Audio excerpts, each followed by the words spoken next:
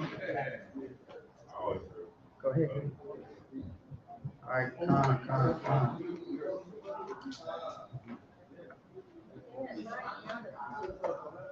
Shalom to everybody online.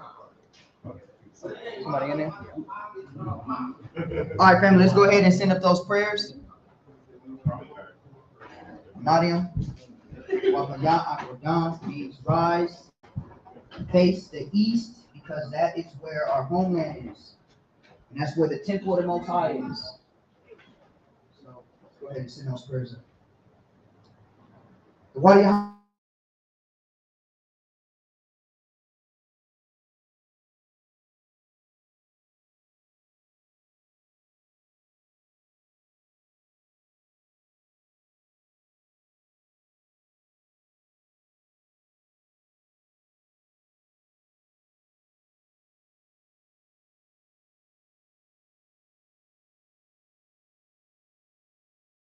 our forefathers, allow our prayers to reach you and for you to hear them. We thank you, give you honor, all honor and glory. In your son's name of Mashiach Yahushua, we pray.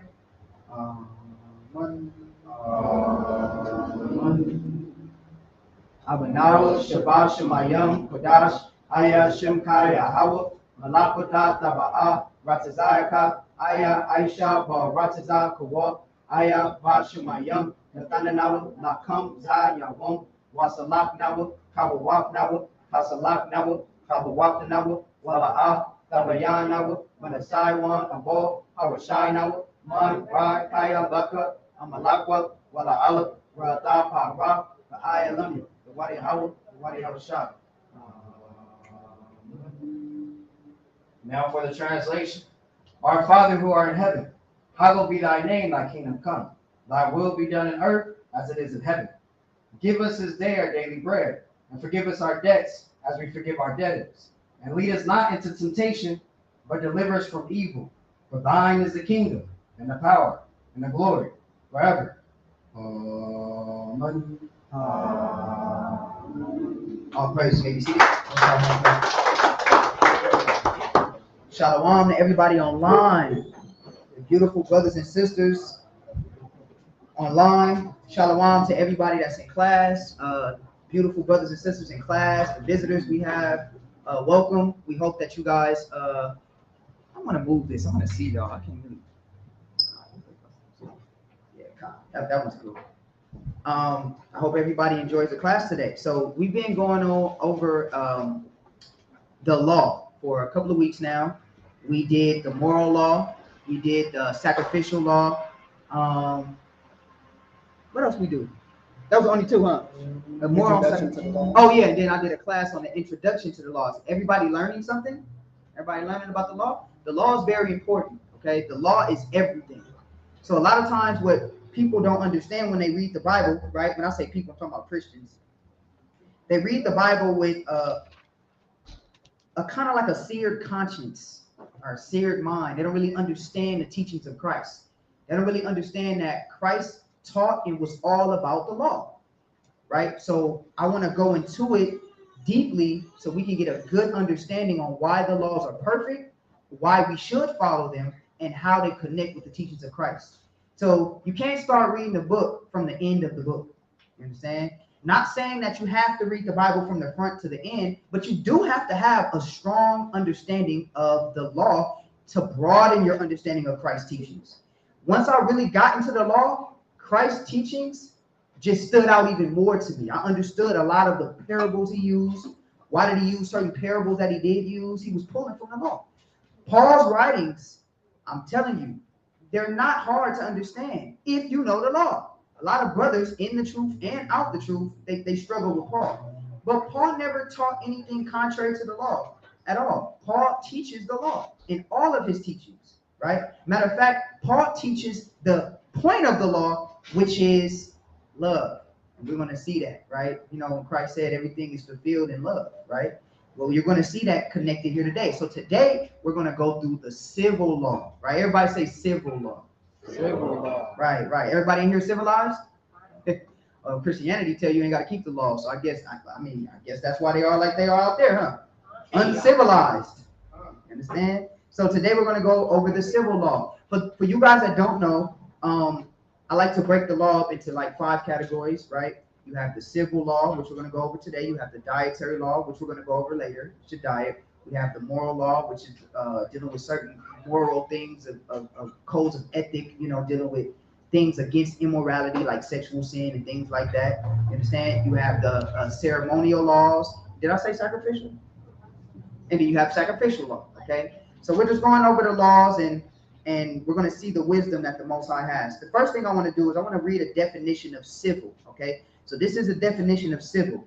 It says relating to private relations between members of a community, of relating to citizens, civil duties. So civil laws are dealing civilly is how we supposed to treat each other, you know, whether it be with business, things of that nature, right? Maybe I robbed you or offended you, right? The law teaches us how to deal with each other in civil matters.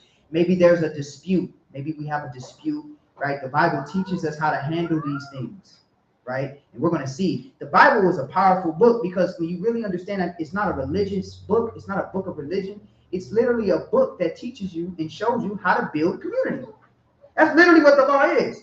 This is what you eat in your community. This is how you treat your brother in your community. These are the holy days you celebrate and the ceremonies you have in your community. It's literally teaching us how to build a community. All right. Do we have any? We have more chairs in the back, right? Okay, con. We got more chairs in the back, right, Sid? Okay, con. Okay, con. So we got a pack house today. All praises. We're gonna get some chairs for the family right now so we can sit you guys. Okay. So let's go here. Let's go to Deuteronomy real quick. 22:1. Let's just get into it. Let's get straight into it.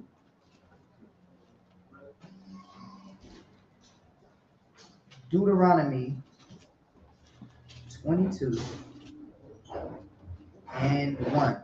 Let's get straight into it.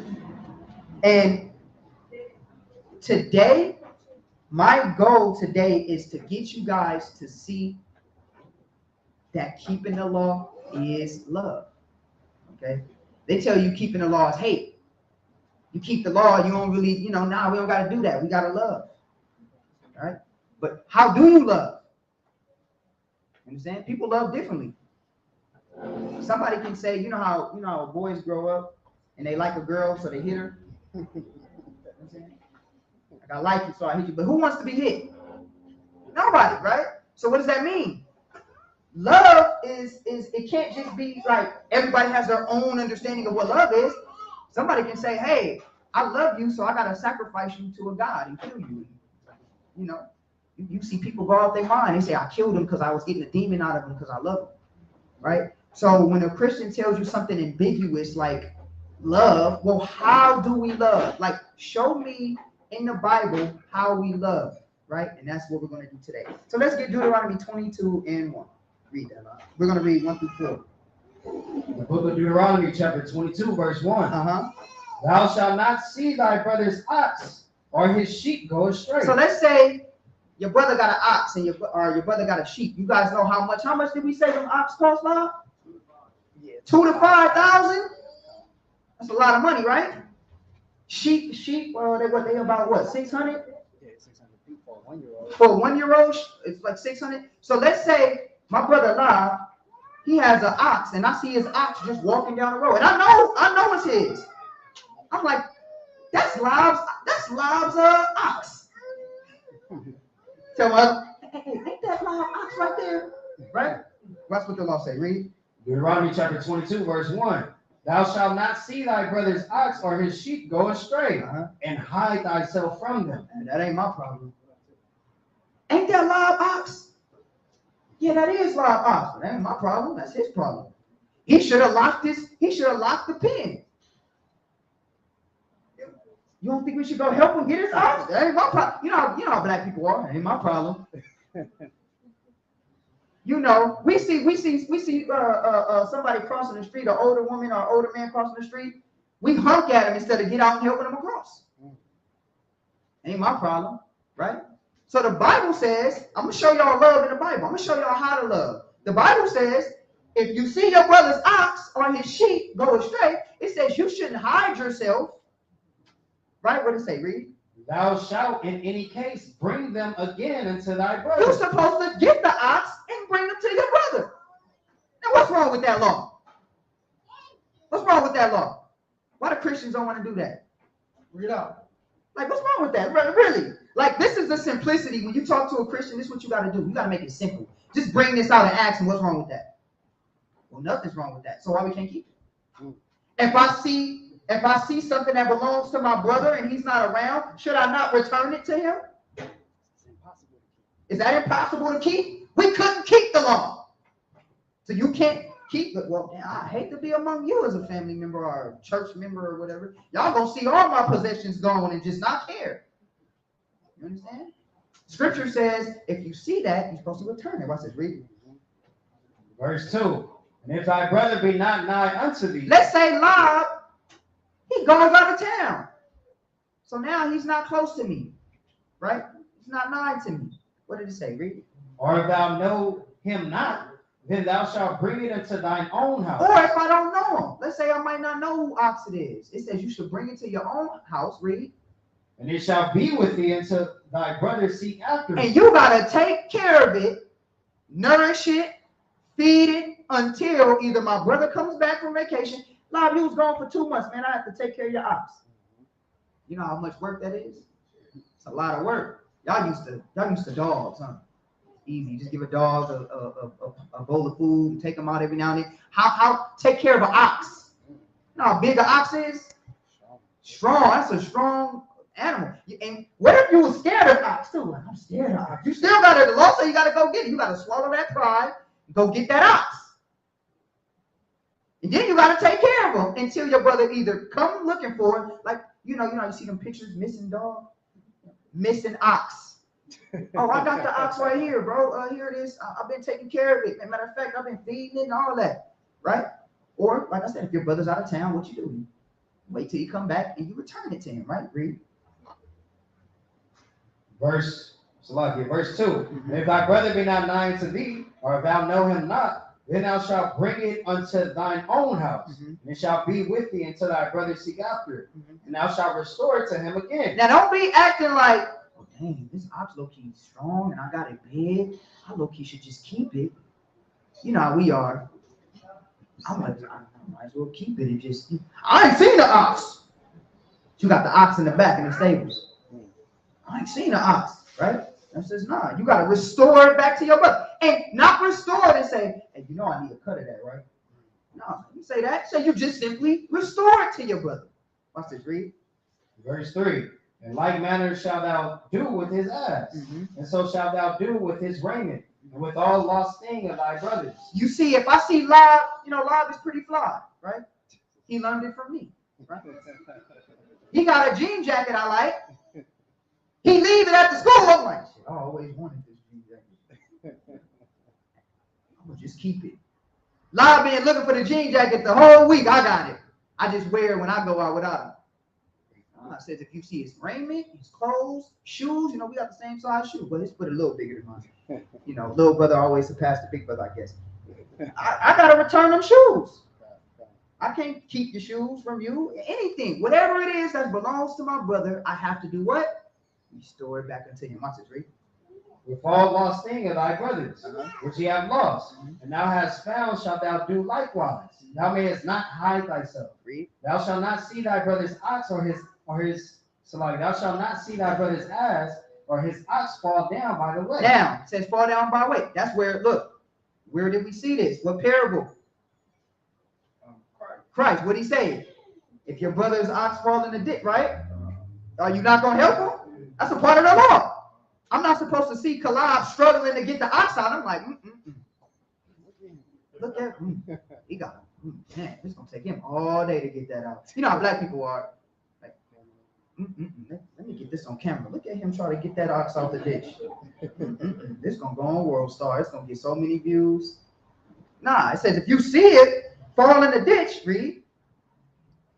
And thou shalt not see thy brother's ass or his ox fall down by the way, and hide thyself from them. Thou shalt surely help him to lift them up again. That's a civil law. You gotta help him. You can't sit there when your brother needs some help. You know what I'm saying? You see your brother. What else is that called? What other word is that called? Charity. Y'all see, we're gonna see the connection between the Old and the New Testament. It's all charity. What did we read today, family, in the General Assembly? What's the greatest? Faith, hope, or charity? Charity. What did Paul say? Though I can speak the language of angels, understand prophecy, if I had not charity, I'm what? Nothing. The law is all charity. Is it charity? It's charity. If I see anything of my brothers, I return it to them. Or if I see my brother struggling to do something, we see my brother Namanawaf, his car broke down. He pushed it in the street by himself. Brother's looking at him. We all supposed to be tripping over each other trying to help the brother. That's how we're supposed to do, right? Let's go from there, all right? So these are civil laws. Let's read Deuteronomy 22 and 8. Let's get some more. The book of Deuteronomy, chapter 22, verse 8. Uh-huh. When thou buildest a new house, let's say I got a house, right? Read. Then thou shalt make a battlement for thy roof. Do you know what a battlement is? A battlement is when you ever seen like a castle and it has like the castle has I don't know how to explain it. The little towers, like you're on a castle but it has like the little things in front, like on the let me get it. Let me just pull it up. I can't even explain it. Let me pull it up real quick. All right, so y'all can know what I'm talking about. All right.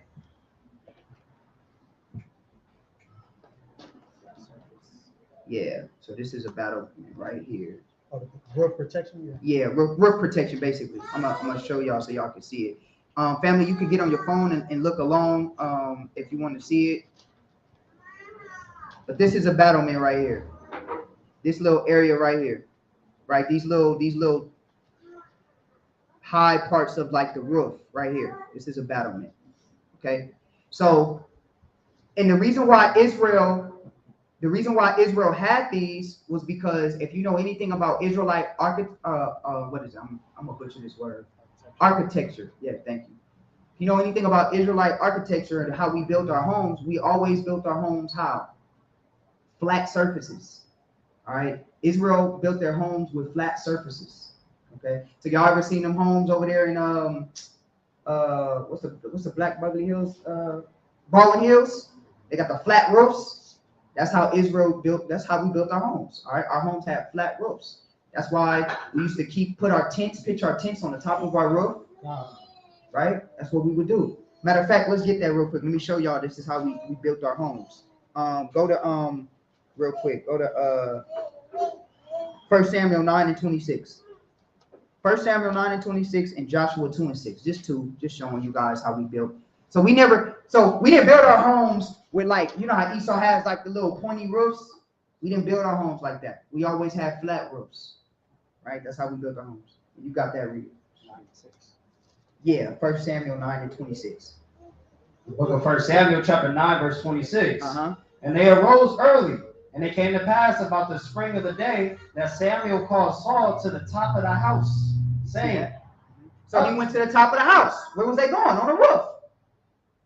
Right? That's how we would get down, right? Read Joshua 2 and 6. Just showing you guys.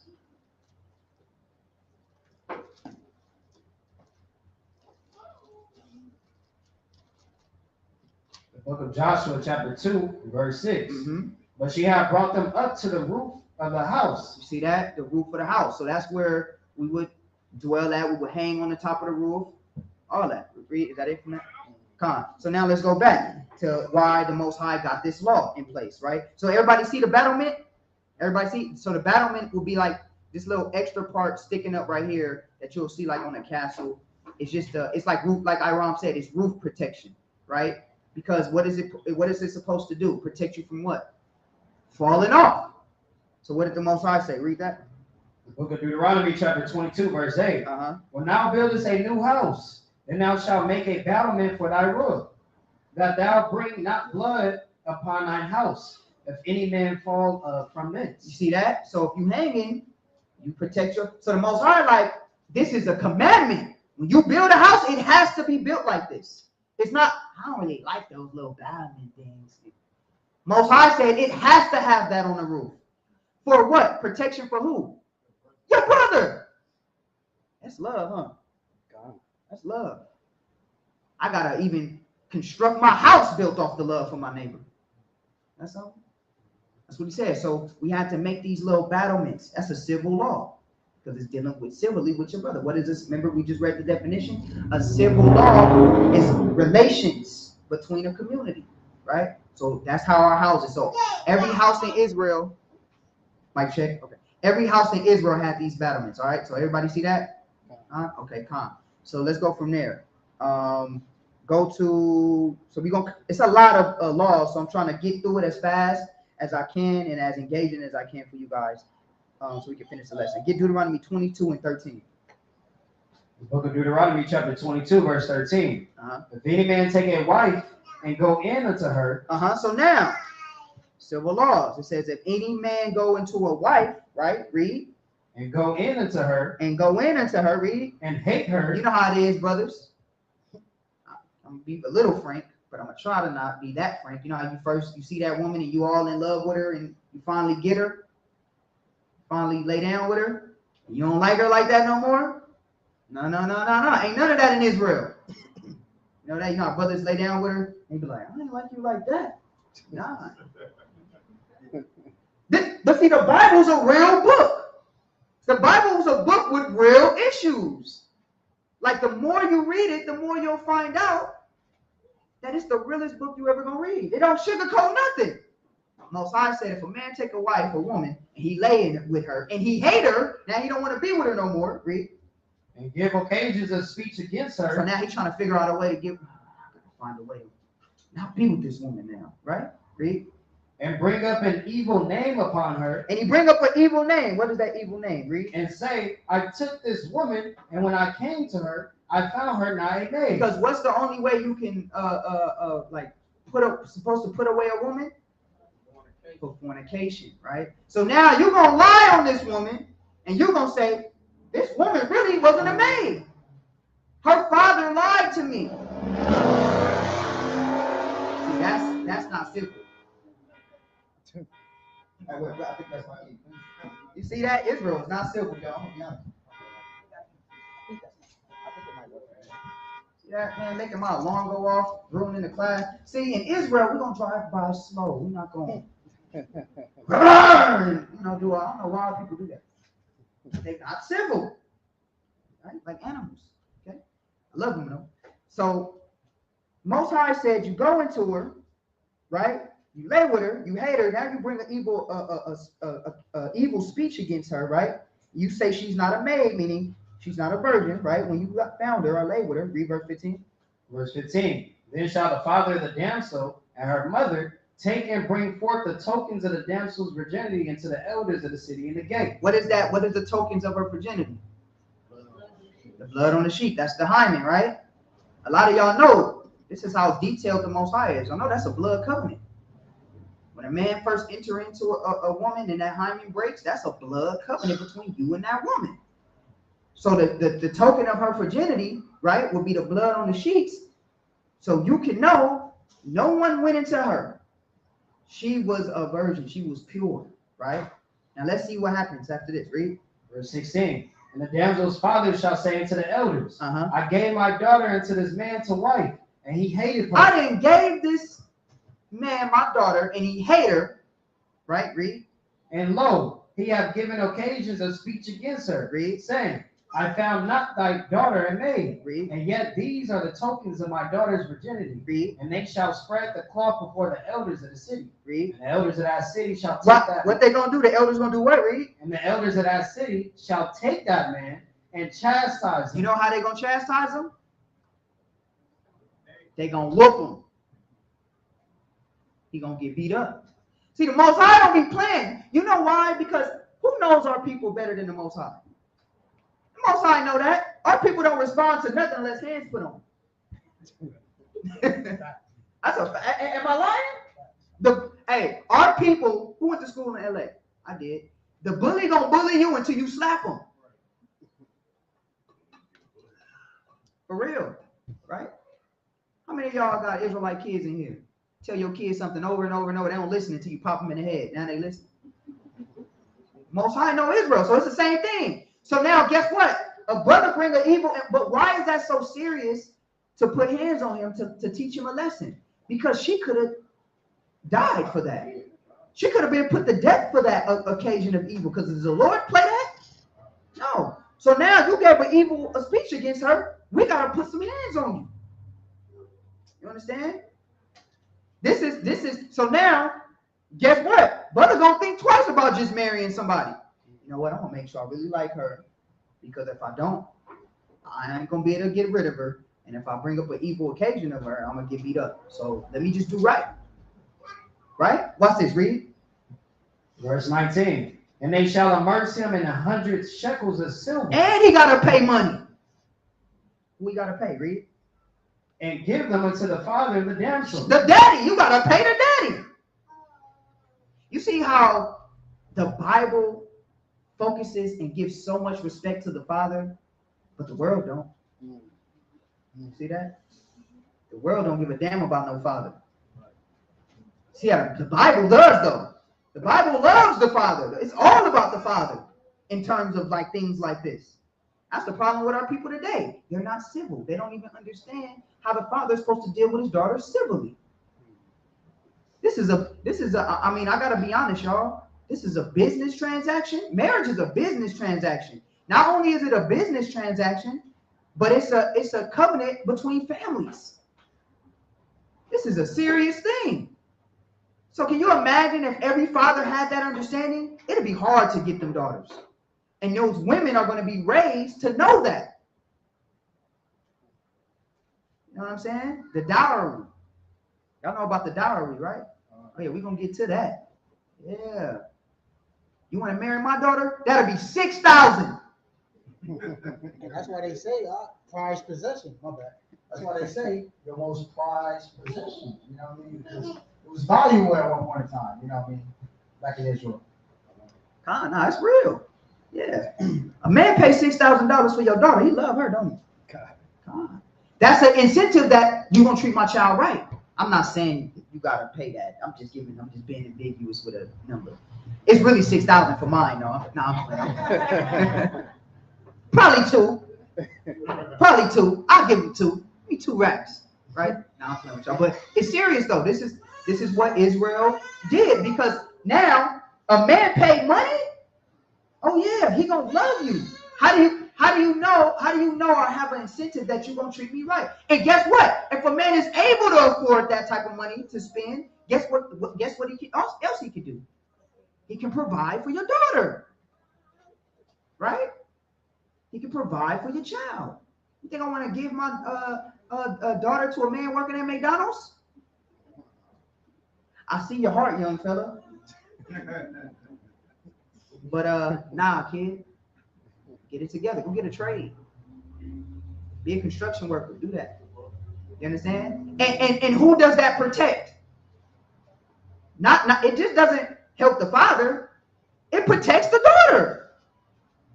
Because now you're just not going to be stuck with some poo-butt man. You understand? Don't know how to pay bills, don't know how to pay rent. You just was attracted to him because he was cute. Then you married him and he's dumber than a block of bricks.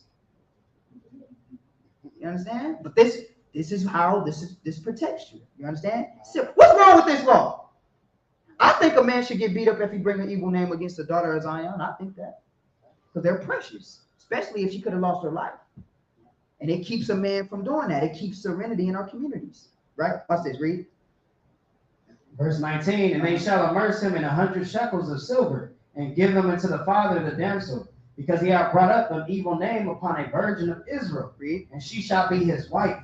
He may not put her away all his days. So you're going to get beat up, you're going to pay, and you still got to be with her. Understand? So this is real. The Most High wasn't playing no games with Israel. But on the flip side, read.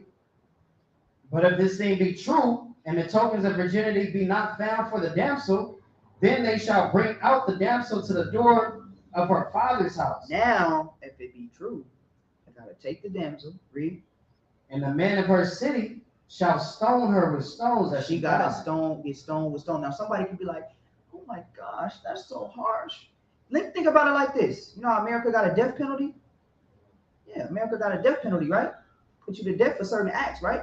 It's the same thing. Just the Bible's more moral in America. So we don't tolerate harlotry. Because harlotry creates what? Sin. And then when sin is born, creates what? That's why you got all these diseases and monkeypox and all of this going around. Lord said, no. We're not having it. Y'all holy people. Somebody do that among you, put them to death. And what was the main reason to put them to death? To make fear go throughout all Israel. So guess what? You ain't going to have I'm not going to sleep with nobody's wife. I'm cool. I don't want to be put to death. You got to get evil out of Israel.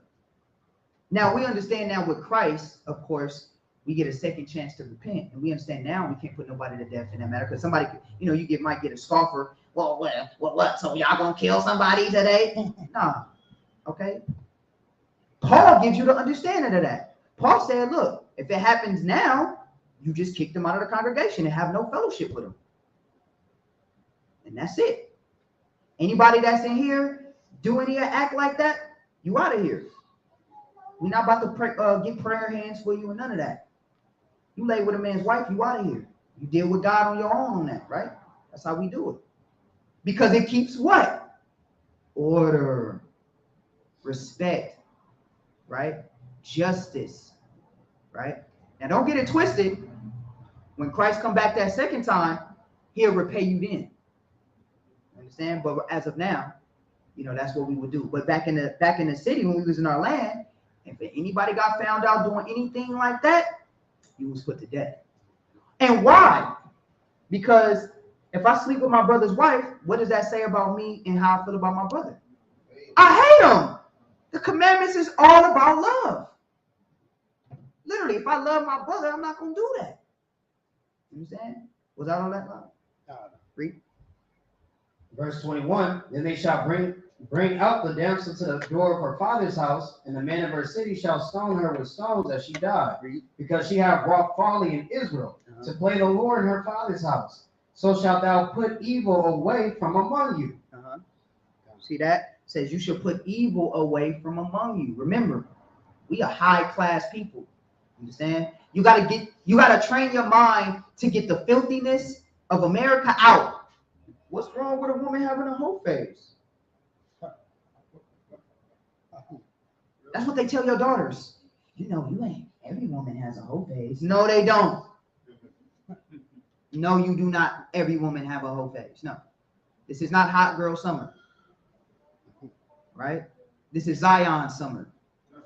Understand? This is Israelite summer. This is respect for your body summer.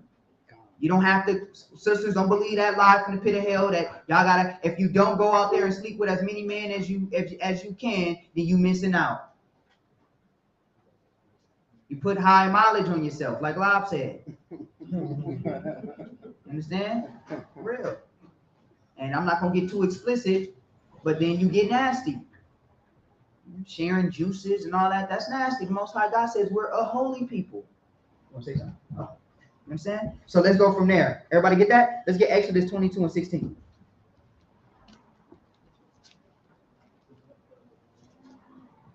Exodus 22:16. Book of Exodus chapter 22, verse 16. Anybody hear something they didn't like so far? I like it. You know what it's called? Order. Structure. Right? Read.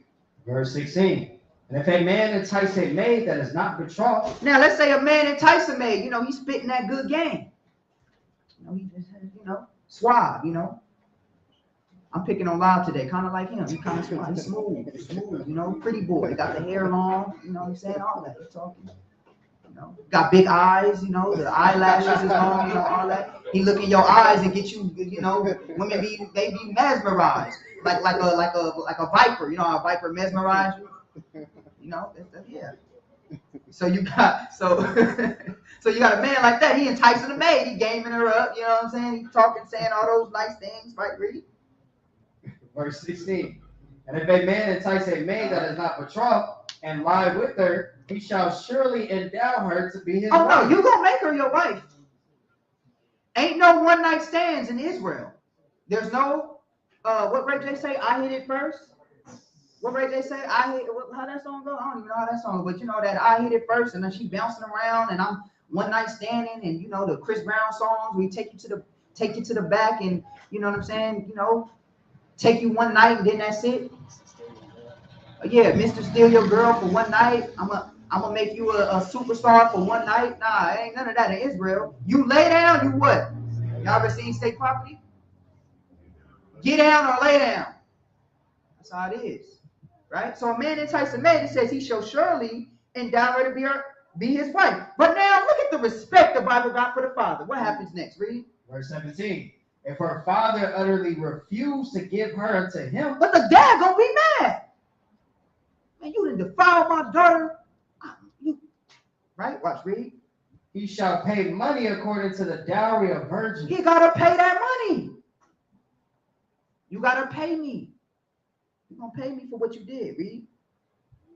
Verse 18. Thou shalt not. Oh, no. Okay, so now let's go. Let's get the other one in Deuteronomy 22 and 28. Let's see how much money he gotta pay. The book of Deuteronomy, chapter 22, verse 28. Read. If a man find a damsel that is a virgin, which is not betrothed, and lay hold of her, and lie with her, and they be found, then the man that lay with her shall give unto the damsel's father 50 shekels of silver. How much is 50 shekels of silver worth today? Can somebody look that up? Let's type that in. How much is 50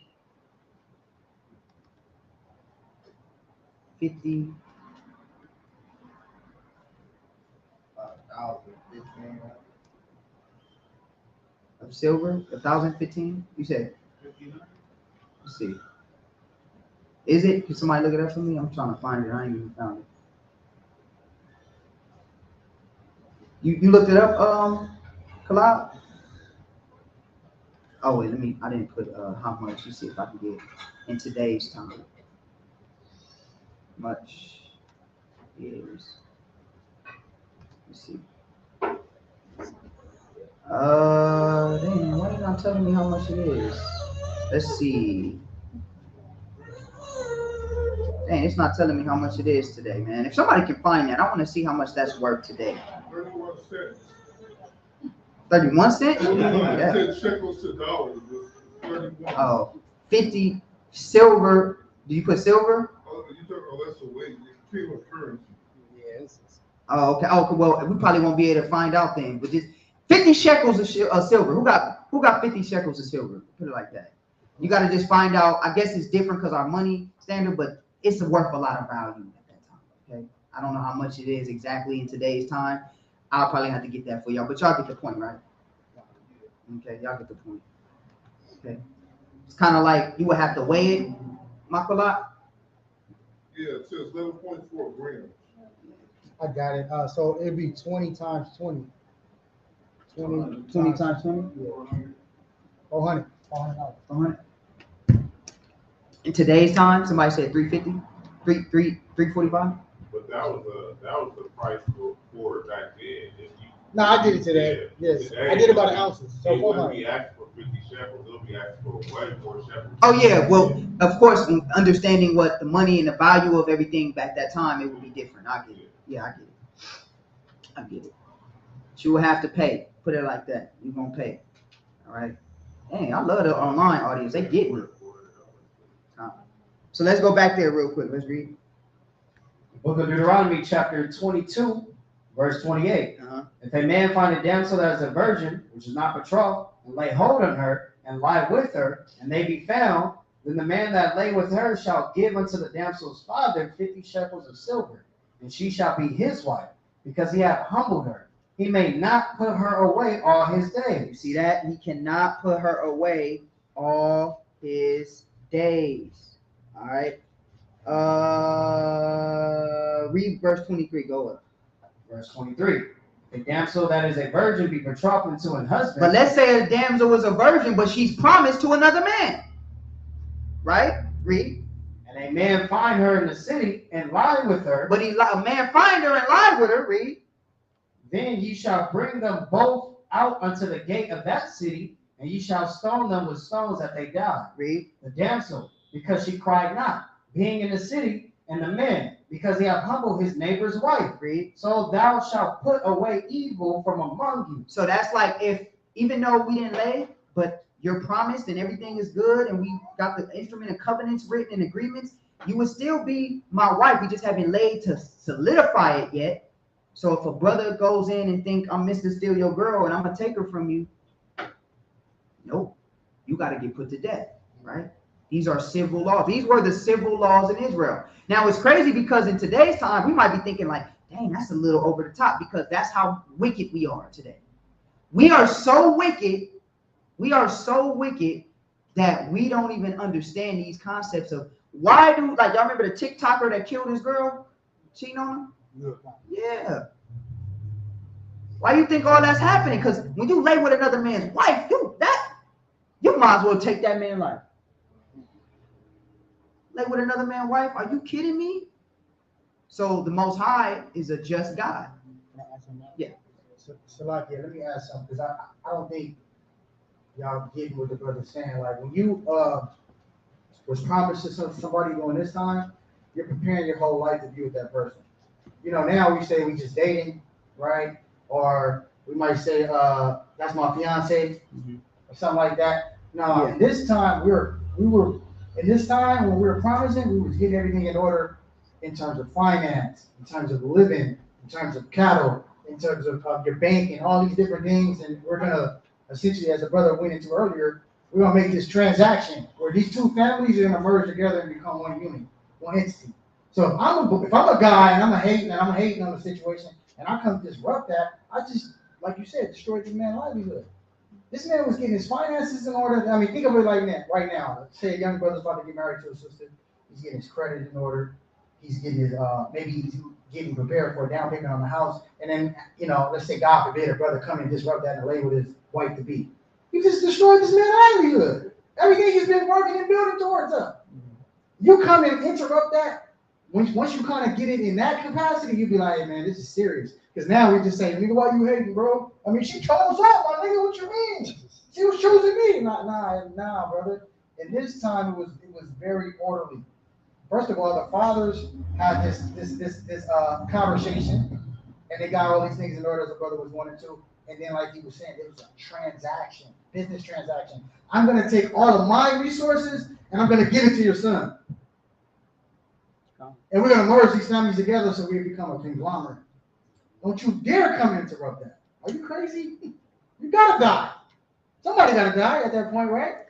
That's a lot at stake. That's a lot on the line. You get what I'm saying? So hopefully you guys can kind of take yourself out of the 21st century mindset and go back to what the brothers wanted to during the time where we was in order.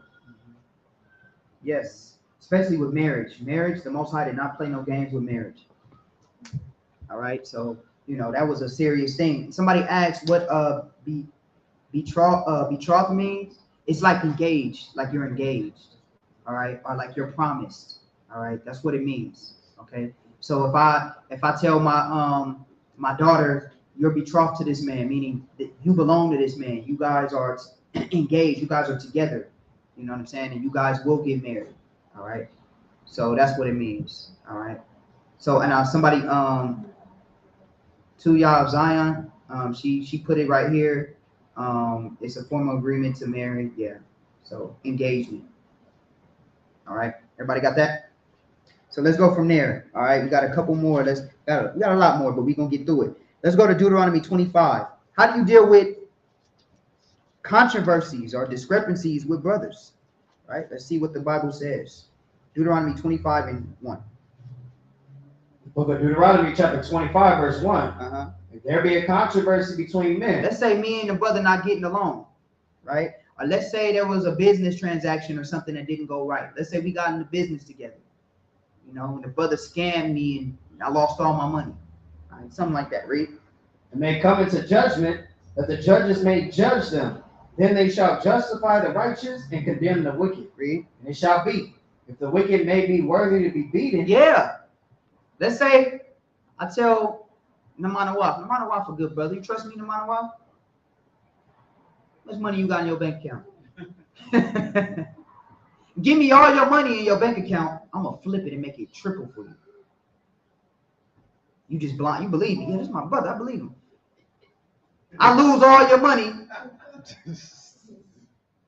You like, you gotta pay me back. I'm like, I don't know what you're talking about. I ain't gotta do nothing. You shouldn't have trusted me. Bible says, nah. If it's a man like that, a wicked man like that, says he's worthy to be what? Read it again. And it shall be, if the wicked man be worthy to be beaten, that the judge shall cause him to lie down. You're gonna lie down. Read this, and you know what's so funny? In the Arabian countries, they still have a little bit of these laws. It's no crime like that. Nobody doing wrong. You can't even drink past a certain time. You know that? Yeah, that too. So, yeah. You can't even drink on the street. You think you see a whole bunch of drunks on their streets? You think you see a whole bunch of winos on their street? That's keeping them in order, ain't it? Yeah. And they still cutting your hand off if you still out there too. You said what? And that's why they don't have all those abandoned cars. That's why there's abandoned cars. Because if you owe, give her a mic. I want them to hear what she's saying. Salakia.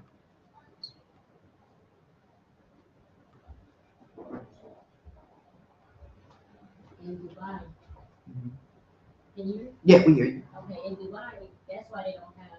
If you owe, you buy these cars. That's why so many abandoned cars there. Mm-hmm. You buy these cars and you can't pay. You owe. They kill you. They put you in jail. And that's why a lot of people leave. Yeah. Read about it. No, for real. And they do not play over there in them Arabian countries. They the closest. Thank you, sis. They're the Arabian countries are the closest to the biblical practices. And that's why they don't got no problems. You think they got a whole bunch of syphilis and all that running around? Gonorrhea and all that? And monkeypox and don't got all that running around? HIV, AIDS and all that? America, that's why the scripture says it's the cage of every unclean and hateful bird.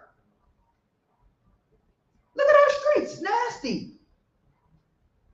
Not when you got these principles. So it says, if a man do that, he's gonna be beaten, read. That the judge shall cause him to lie down and to be beaten before his face, according to his fault, by a certain number. See that? It says he's gonna be beaten how many times? Read. 40 stripes. 40 stripes. You're gonna get them 40 licks. I bet you won't do that to your brother again. I know P. Diddy and all them music producers and all that got them in the messed up contracts. They'll be getting beat. So you think there's gonna be any swindling of contracts like that in Israel? You see what happened to TLC? I'm kind of old school a little bit. Y'all see what happened to TLC? That ain't happening like that. They didn't have no money. They winning Grammys broke. Most High said, nah, we ain't swindling our neighbors and our brothers. Right? Go ahead, Kalai. Like how Jacob tell this woman, yeah, give me your taxes so I can flip it. Yeah. And run off with the money, go blow the money. Sister come back in a month or two. What happened? Yeah. I can't keep mama. I needed that money for my kids. Yeah. They cold, huh? You didn't read the fine print. It was in the contract. You didn't read it? It's 100 pages and it's real small at the back. Black people don't read. Understand? That's why all the old, like TLC, all the old music groups, they all broke. They didn't know. They was just happy to go on tour. Oh yeah, I'll sign. Oh man, you gotta read. But that's a shame you gotta do that with your own people. The devil, we understand. But when your brother do it to you, that's a cold type of game. Like what Baby did to Lil Wayne, all that type of stuff. Y'all probably don't know who, whatever, but it's real. Most High said, nah, we don't do that. He get beat 40 times, read. Verse 3, 40 stripes he may give him, and not exceed, lest if he should exceed and beat him above these with many stripes, then thy brother should seem vile unto thee. See that? It says, nah, only 40 times you beat that man. All right? So how much swindling was going to happen in Israel? Not too much. We're going to deal uprightly. Brother, I'm going to deal uprightly with you. I ain't trying to go to the judges and get beat on. You Understand? That's real. I think that's a good law. We should bring that law into our community. And get the strongest brother to give you those 40 licks. Makazah. Yeah, Makazah gonna give you those licks. Here, lay down. Brothers ain't gonna do nothing bad no more. Let's go from there. Without all of that, go to Deuteronomy 25:5. This one might shock y'all. Y'all didn't know this one was in here. Read that. The book of Deuteronomy, chapter 25, verse 5. Read. If brethren dwell together, read. And one of them died, And one of them died, and have no child, and he died, and he don't have no child. Read. the wife of the dead shall not marry without unto a stranger. The wife of the dead brother can't go out and marry somebody else randomly. Why? Read. Her husband's brother shall go in unto The her. brother got to take her to be his wife. Why? Why was this important in Israel? Huh? Seed line. Why is seed line important? Inheritance. And why else? The name, the land. Y'all missing one point. You bring your brother back. You regenerate through a seed. Your brother got the same father. We come from the same man. So my brother doesn't die off. So I'll give him seed, and then you gotta name the child his name. That's regeneration. Let's read it. Read. Verse 5. If brethren dwell together, and one of them die, and have no child, the wife of the dead shall not marry unto a stranger. Her husband's brother shall go in unto her, and take her to him to wife, and perform the duty of an husband's brother unto her. Read. And it shall be that the firstborn which she bears shall succeed in the name of his brother which is dead. Now, we have that first son. That has to be his brother. He got to name him the exact same name as his brother. And that child belongs to his brother. And it's literally like one that was left, like the scriptures say, a man have a son, it's like his one that's left of his own. That was to protect your brother's name from going out of Israel. Read. That his name be not put out of Israel. Read. And if the man like not to take his brother's wife, then let his brother's wife go up to the gate unto the elders and say, because you know what's so cold? Back then, the sisters wanted that. Like, no, you gotta take me and raise up seed. It wasn't about seed. Y'all think of things, and when I say y'all, I'm just saying us in general. We think of things as people in 2022 as just a sexual thing. It wasn't like that. It was a principle. My husband, which is your brother, which is dead, he needs to have a seed. And you're next of kin to him. You need to raise up seed for him. And I need to be able to name him exactly. You know what the law say. But let's say a man don't want to do that. Read. And say, my husband's brother refused to raise up unto his brother and name him Israel. You see that? Read. He will not perform the duty of my husband's brother. Then the elders of his city shall call him and speak unto him. And if he stand to it. So the elders got to call him. And if he stand to it, like, man, I'm sorry, I just don't want to do it. Read. And say, I like not to take her. Then shall his brother's wife come unto him in the presence of the elders and loose his shoe from off his foot. Got to loose his shoe from off his foot. Read. And spit in his face. And spit in his face. This is Israel was real deal Holyfield when it came to certain things. It's like, that's a disgrace. Because why is that a disgrace for him to not want to raise seed for his brother? It's hatred. Because you would rather have your brother's name be put out of Israel than to raise up seed from him. That's hatred. So you deserve to get what? Spit on. Because you're a disgrace. And not only that, but watch this. Read. And shall answer and say. Y'all like, damn, the Bible ain't no joke. Yeah, it's real. Read. So shall it be done unto that man that will not build up his brother's house. Read. And his name shall be called in Israel, the house of him that have his shoe loose. You see that? So that was a disrespectful, dishonorable thing.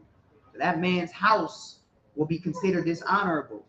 Why? Because you hate your brother and you didn't want to raise up seed for your brother to continue his legacy. Ain't that crazy? Most High said no man get left behind. No man get left behind. Back in Israel, we talking about in Israel because remember we had a land, we had an inheritance, we had the whole nine. You understand? So this is what will keep righteousness within Israel and inheritances alive. The reason why we don't understand this as a people, and it sounds weird to us today, is because we don't understand inheritance because we don't have nothing. We don't have nothing. The white man knows this though. White man knows this. That's why he keeps everything in his family and his inheritance passed down. And he don't marry nobody outside of his closest kids. It's his best business partner. So my son is going to be given to your daughter. They understand that. We don't. We just let Tyrone and Shay Shay bring whoever to the house. Mama, I got a new boyfriend today. Tyrone bring another girl just randomly. It's no inheritance. It's no nothing. It's just you date who you want. That's how black people think. Have sex with who you want, date who you want. No. In Israel, we understood inheritance. We understood the importance of a seed. So that's the law of your the law of the duty of your brother's wife. And I'm gonna tell y'all something. That is important to understand because what happened in Christ's seed line? Yes. Yeah, that's what happened. This was in Christ's seed line. What happened? He died, and guess what? Boaz had to raise up seed. And that seed line carried on in Christ's genealogy. So for all you good Christians, like, what the heck is he talking about? That's in Christ's genealogy. Matthew 1. You understand? He was just born of a spirit. Oh, the Holy Spirit. The Holy Spirit label. It's crazy, man. All right, so everybody understand that? Duty of thy brother's wife. Okay, let's go from there. Let's get this is a cold one right here. Get Deuteronomy 25 and read 10. Verse 10. And his name shall be called. Oh, read 11. I'm sorry, it's like that. Verse 11. When men strive together one with another. So let's say men fighting. Let's say we getting down, we fighting right on the streets, right? Read. And the wife of the one draws. And the wife, you know how women be, no disrespect to my sisters, y'all be trying to fight with the men. You see your husband out there, you taking off your sandals and your hair wrap, you trying to go square up. Don't do that, sister. So you see men fighting, I tell my wife all the time, just leave, run, get out of here. I got it. I'd rather, because you're just going to distract me. Because you can't fight no man. So if I'm getting jumped by two people, don't try to box with the other dude because I'm going to be distracted trying to fight them and help you. Just go get help. You know how Israelite women are. Y'all think y'all can box with men. I'm just being honest. Our sisters really think they can box with men. You understand? But let's say that happens, right? Say two men fighting, and the wife of one see her husband, right? Read. And the wife of the one draweth near for to deliver her husband out of the hand of him that smiteth him, and put it forth her hand, and taking him by the secret. Because what's the first place women try to hit men in? Below the belt, the testicles. That's the first place women try to hit. And say, if that happened, read. Then thou shalt cut off her hand. That hand that she used, give it to me. Why? She's stopping that man's seed line. Let's say she grabbed a man's testicle. She that's an act of committing murder. Because unlike what the white man teach, the seed is alive. It's alive. The sperm is alive. So if she go out there and try to grab a man by his testicles, it says he's going to do what? Read. Then thou shalt cut off her hand.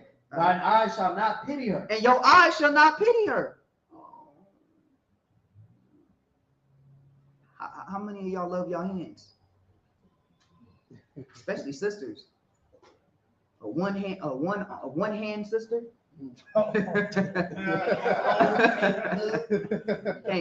Right. Can't cook, can't sew, can't clean right. One hand. You can't wash a dish. What's a woman with one hand? She worth what? Nothing. No disrespect to the sisters that got one hand out there. We love you. Things happen. But we just saying, in the disgraceful way, she ain't worth nothing. She ain't do nothing. That's tough. That's tough. You understand? She ain't making no garbage for Passover.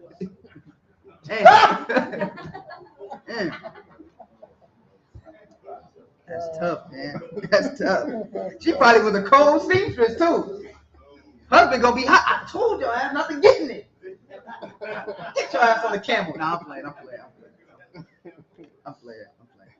Little joke. But you know, that was real. Is that all of that? Okay, Con. So sisters, don't be getting into no fights with your husband. If your husband fighting, just get out of there. And I think I speak for every man in here. We don't want you jumping in anyway. Just get out the way. We got it. Our bruises heal faster than yours. We'll be all right. Right? Brothers, I better not catch one of y'all hiding behind your woman. Nowadays, you never know. Got the woman more bold than the man. Come on, babe. It's just not stuff. She trying to fight the 7-foot dude. Come on, babe. She get knocked out. He just helping her up. I'm sorry. We didn't mean to ruin your day. I told you not to mess with her. Brothers, it's off now. I don't know. It's great. All right. Let's go from there. Let's get Exodus 21 and 12.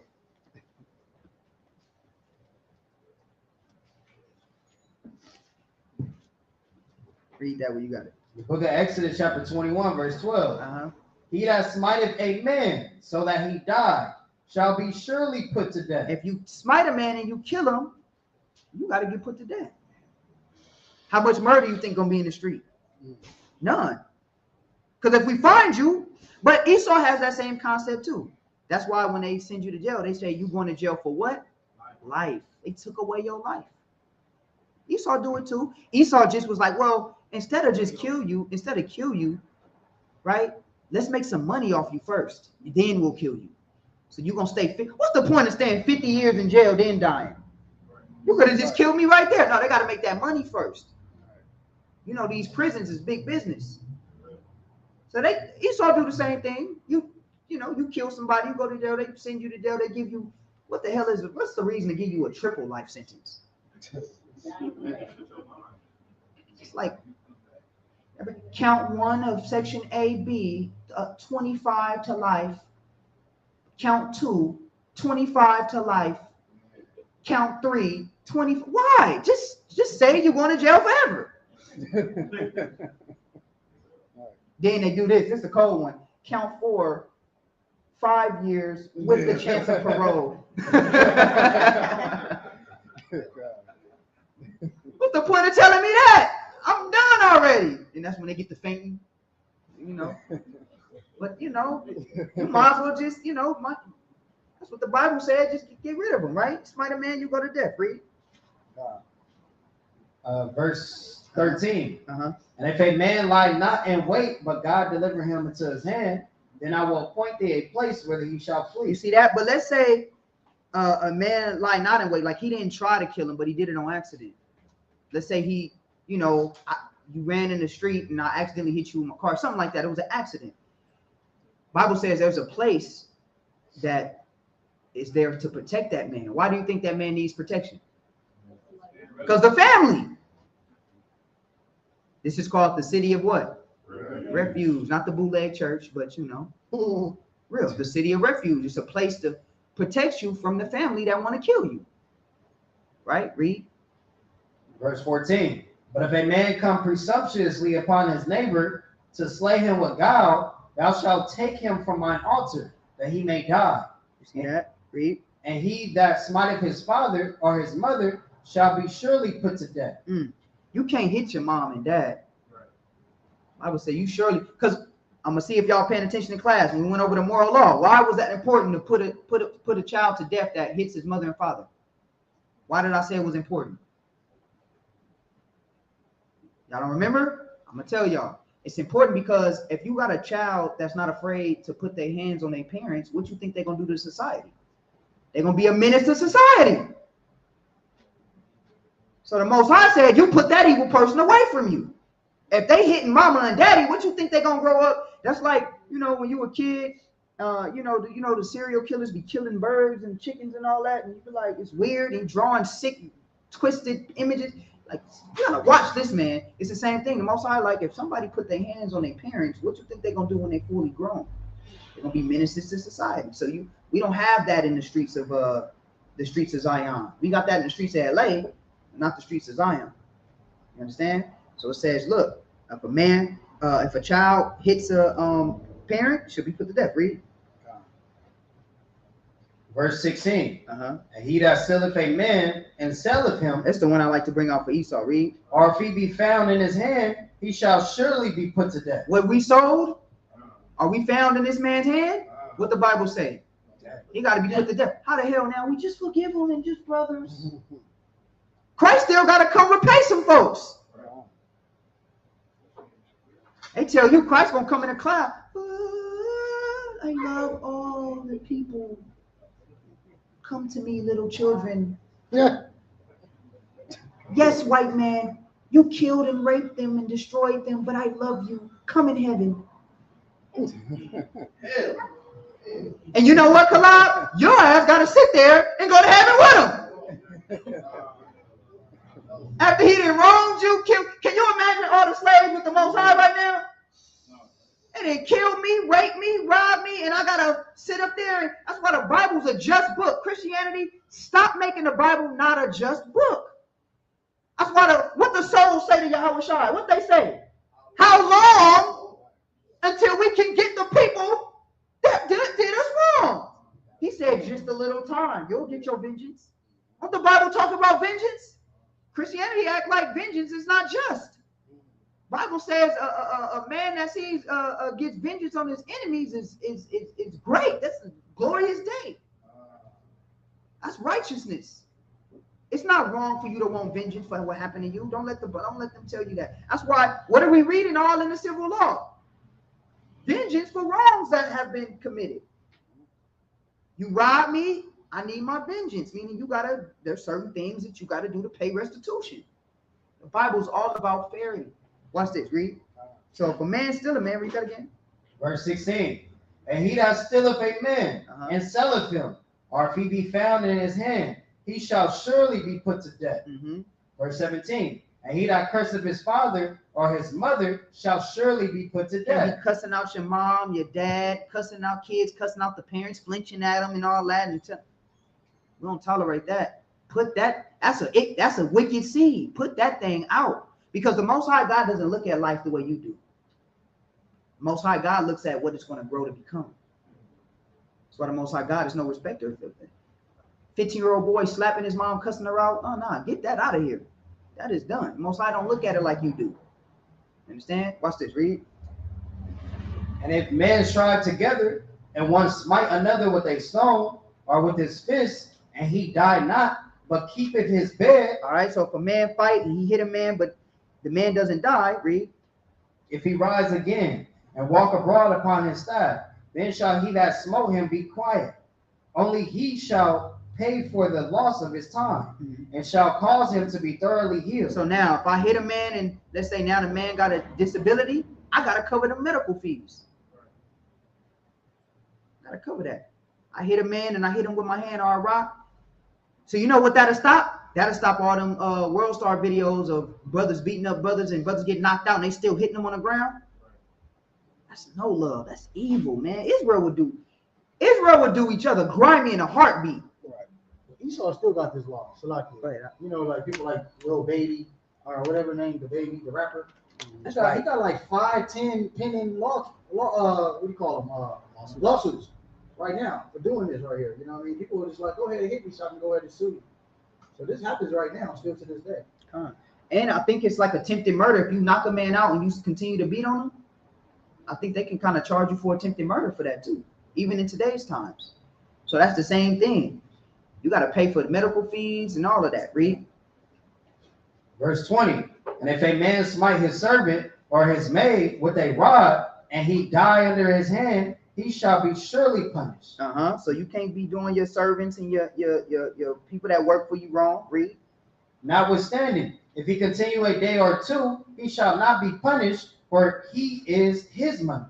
Read. If man strive and hurt a woman with child, So this is another one, right? Read. so that her fruit depart from her, and yet no mischief follow, he shall be surely punished, according as a woman's husband will lay upon him, and he shall pay as the judges determine. So if a woman is pregnant and a man accidentally hit that woman and she loses her baby, yeah, he got to pay for that.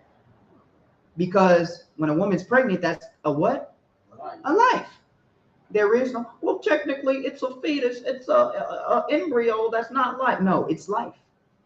Most High God says, if that fruit departs, that man got to pay. You understand? Notice how all these laws deal with what? Respect. It's all centered around respect. It's all centered around treating your brother right. That's what this whole thing, everything we've been reading has been centered around treating your brother right. Everything. Watch this, read. Verse 23. And if any mischief follow, then thou shalt give life for life. But if he meant to cause harm to that child, then life for life. Because a pregnant woman that has a baby in her stomach, no matter what the months are, it's a life. You understand? Read. Eye for eye. Read. Tooth for tooth. Hand for hand. Foot for foot. Burning for burning. Wound for wound. Strike for strike. And you might get some people on there. Well, see, didn't Christ say no longer, you know? But the reason why he said that was because there was nobody that was righteous. the Pharisees was wicked. The lawgivers was wicked. So he's like, man, none of y'all fit the judge. So at this point, y'all all need to get it right. That's why he told the woman that was about to get stoned. He didn't tell them to let her go. He said, ye without sin cast the first stone. So if it was somebody that didn't have no sin, they could have threw a stone at her. But the point of what Christ was saying was y'all all wicked to be even judging her. Y'all can't. Y'all all wicked. And what happened? He said, where are thy persecutors? He said, they all have gone. He said, I condemn you. I don't condemn you. Go and do what? Sin no more. That's the grace and the beauty of Christ. That's when we was going over the sacrificial law. I was telling you guys what Christ is the new high priest. He's a new high priest because now we're under the new testator, giving us a chance to get it right. And then when he come back, we ready for him.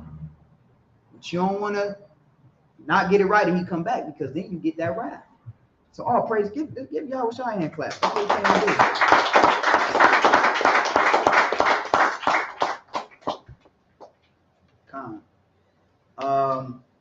All right, somebody asked a question about Leviticus 19:27. We'll get that in a minute. We're gonna go through the lesson, King, and then we'll touch that. All right. You want to say something? Oh, okay, Con. All right, let's go. Read on. 26. All right. Exodus chapter 22, 21 or verse 26. chapter 22 and 26. 22. No, 21 and 26. I'm sorry. 21 and 26. Yes. Yeah, and if a man smite the eyes of his servant or the eyes of his maid that perish, he shall let him go free from his eye state. Mm-hmm. And if he smite out his manservant's tooth or the maidservant's tooth, he shall let him go free for his tooth's sake. If an ox gore a man or a woman that they die, then the ox shall be surely stoned, and the flesh shall not be eaten, but the owner of the ox shall be quit. You see that? If a man has an animal, right, and his animal kills somebody, they say they got to kill that animal, and guess what? You can't use the meat. You can't sell it and make a profit. That's your loss. See that? That's righteousness. Righteousness. Your animal put somebody to death because you failed to do the necessary things. Like y'all know how these, people be having dogs, and dogs just go crazy and be biting on, and then the dog get put down, and Peter be mad. Why y'all put the dog? No, that's a law. Yeah, put the dog down. That dog got to be put down. That ox or whatever animal you got to be put down, and you cannot make no money off of it. That's your loss. Read. Verse 29. But if the ox were wont to push with his horn in time past. Now let's say the ox has a history of doing this. Read. And it has been testified to his owner, and he had not kept him in, but that he had killed a man or a woman, the ox shall be stoned, and his owner also shall be put to death. The owner, why is the owner put to death? He knew about it, and it's considered murder. You knew your ox killed somebody. You knew he, in times past, put somebody to death in times past, and you didn't do nothing about it, didn't follow nobody, and then he did it again. Oh yeah, you going down for that too. So now guess what's going to happen, family? You're going to make sure your ox is good. You're going to make sure ain't no going down. These laws are perfect because now guess what? It puts fear. Because like I said, people don't learn unless it's what? some type of fear. Hands thrown on fear, some type of loss. That's how we learn. That's just what it is with Israel. Most High said that this is how you make things right. Right, read. Verse 30. Uh-huh. If there be laid on him a sum of money, then he shall give for the ransom of his life whatsoever is laid upon him. Uh-huh. Whether he have born a son or have born a daughter, according to the judgment, shall it be done unto him. Read. If the ox shall push a manservant or a maidservant, he shall give unto their master 30 shekels of silver, and the ox shall be stoned. Uh-huh. And if a man shall... That's it. So let's go from there. All right, so let's go from there now. So let's move on. Let's get Deuteronomy 5 and 41. I want to get a little more on this. Try to hurry up and speed up. All right, everybody following? Everybody good? Everybody understand? Let's get Deuteronomy real quick. 5 and 41. There's no 5. Oh, Salakia. There's no 30, 41. You want 31? 31. Yeah, maybe that's what I meant. Let me get there. Hold on. Let me see. I mean, I put the wrong scripture. Let me check it out.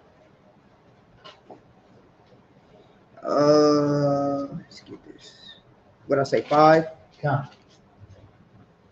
What I say? 5 and You said 41, but no 41. Dang. Let's see. Or maybe. Oh, I meant to put 4. I'm sorry. Salakia. 4. Yeah, 4. I'm sorry. Deuteronomy chapter 4, verse 41. It's the book of Deuteronomy, chapter 4, verse 41. Read. Then Moses served 3 cities on this side of Jordan towards the sunrise, Read. that the slayer might flee thither, which should kill his neighbor unaware. So remember I was telling y'all about somebody that accidentally killed somebody, right? Says you killed somebody unawares, right? Read. And hated him not in time past. You didn't have no hatred in your heart. Read. And that fled unto one of these cities he might live. Remember that city of refuge? That could stop a lot of gang wars. City of refuge. I remember I said this in street teaching before. I said we need cities of refuge in the hood. A place where you can go for protection so it doesn't have to keep this endless killing. Because what does this do? This creates a protection from, you kill my cousin, I'm gonna kill you. And then now the families is fighting and they killing each other. This protects that from that, right? So it won't be just no unnecessary killing with families, right? So this is the cities of refuge. All right, read. Verse 43, namely, Bezer in the wilderness, in the plain country of the Reubenites, and Ramoth and Gilead, and Gadites. So that's it from there. Let's go from there. Go to Deuteronomy 19 and 2. So this is the city of refuge. Deuteronomy chapter 19, verse 2. The book of Deuteronomy, chapter 19, verse 2. Thou shalt separate 3 cities for thee in the midst of thy land, which the Lord thy God giveth thee to possess it. Read. Thou shalt prepare thee a way, and divide the coast of thy land, which the Lord thy God giveth thee to inherit, into 3 parts, that every slayer may flee thither. Read. And this is the case of the slayer, which shall flee thither, that he may live. Whoso killeth his neighbor ignorantly, whom he hated not in time past. See that? Most High, like, he understands accidents happen. Understand? Read. Read. As when a man goeth into the wood with his neighbor to... Hey, Tahar, do me a favor. Tahar. Close that door. Close that door. Yeah. Y'all and go make sure, go make sure them brothers is not. See, they need civil laws. That's a perfect example of civil laws. All right. Let's read that again. Read it. Deuteronomy chapter 19, verse 5. That's why our people need these laws, man.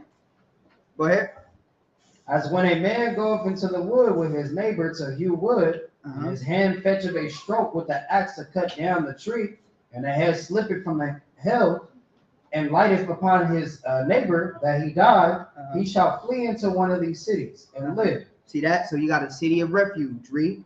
Lest the avenger of the blood pursue the slayer while his heart is hot, Read. And overtake him, Read. because the way is long, and slay him, whereas he was not worthy of death, and so much as he hated him not in time past. You see that? So if there was a situation to where two individuals got into, somebody accidentally killed somebody, there's a place, a city of refuge for that, because he didn't hate his brother. But now, if he hated his brother and did it, what happens?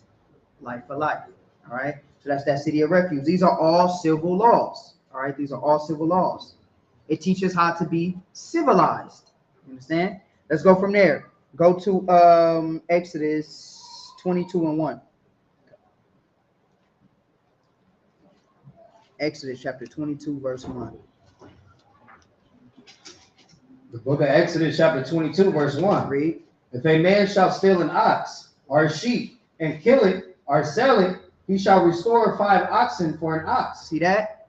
If a man steals an ox or he kills an ox, if I kill my neighbor's ox, guess how many ox I got to give him now?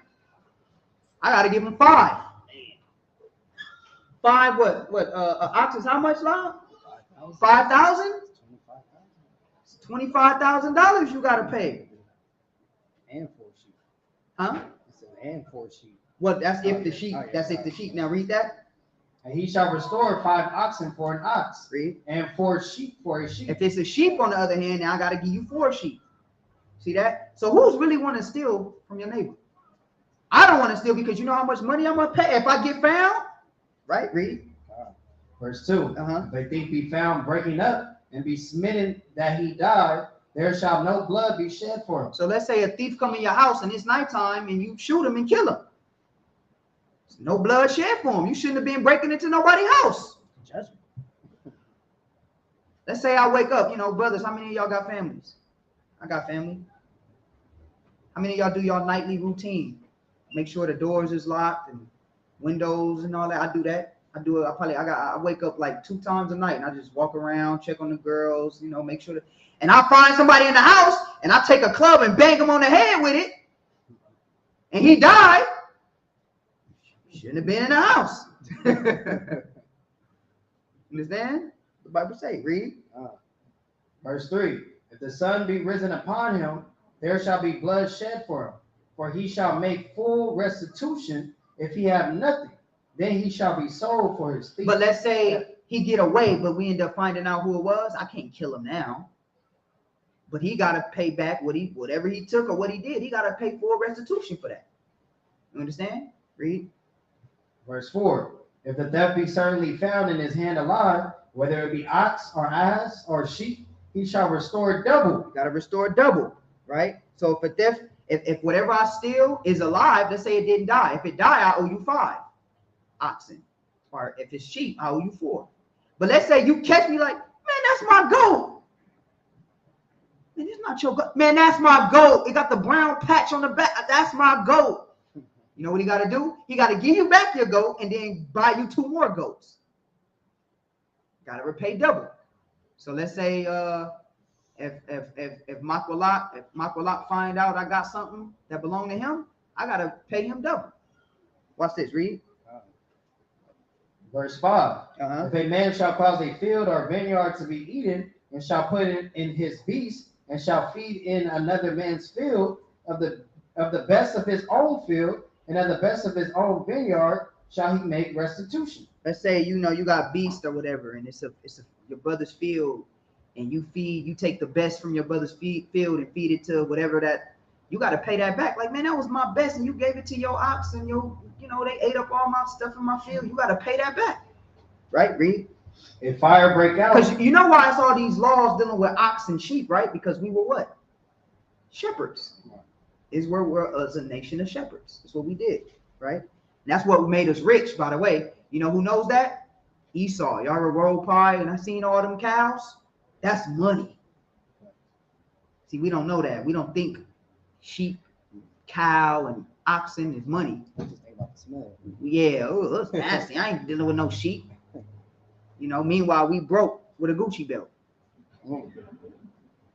And the people that's working with the sheep, they rich. You know that? Because our people were sheep herders and they got money from that, right? Read.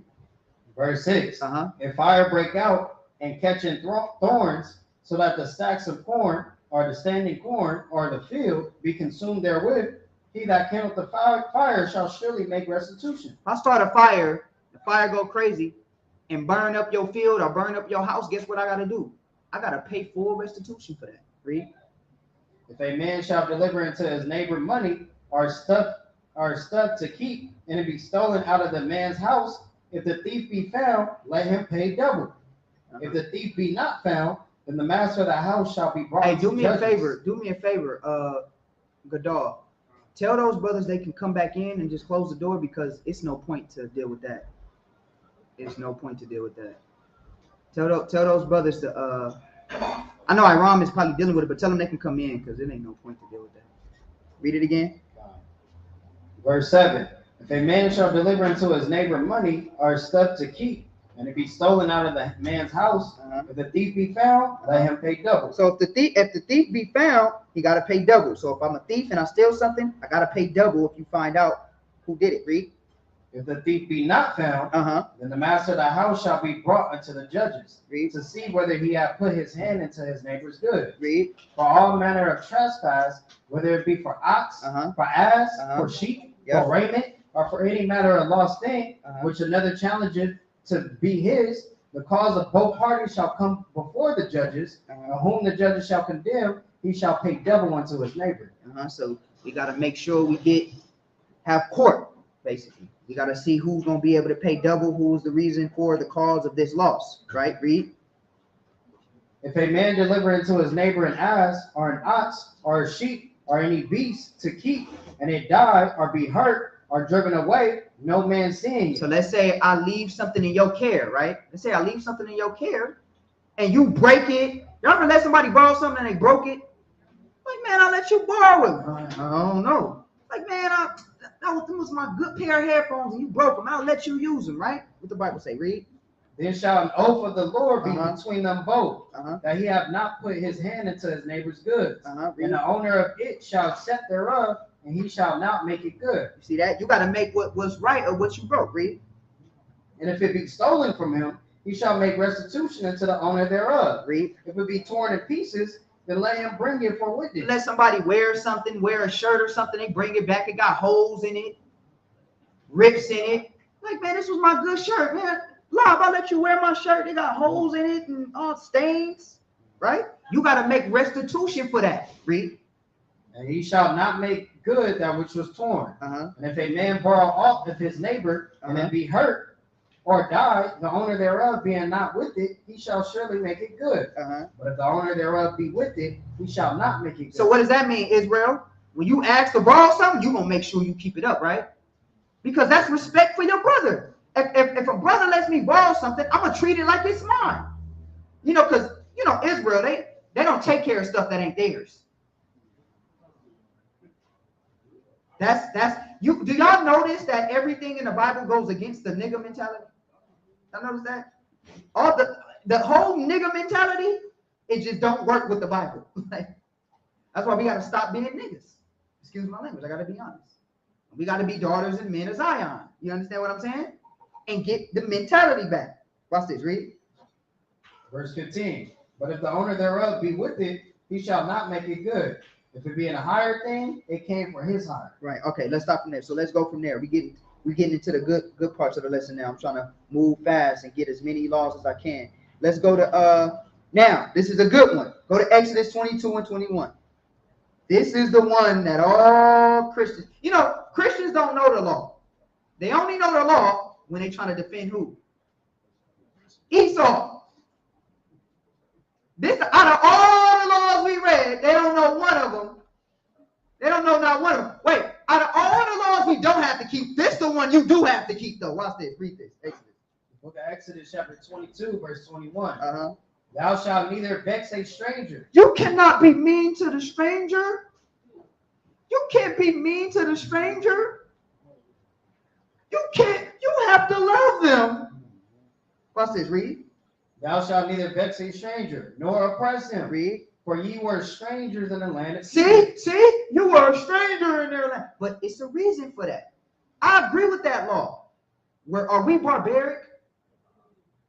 Are we going to rape Esau's wife?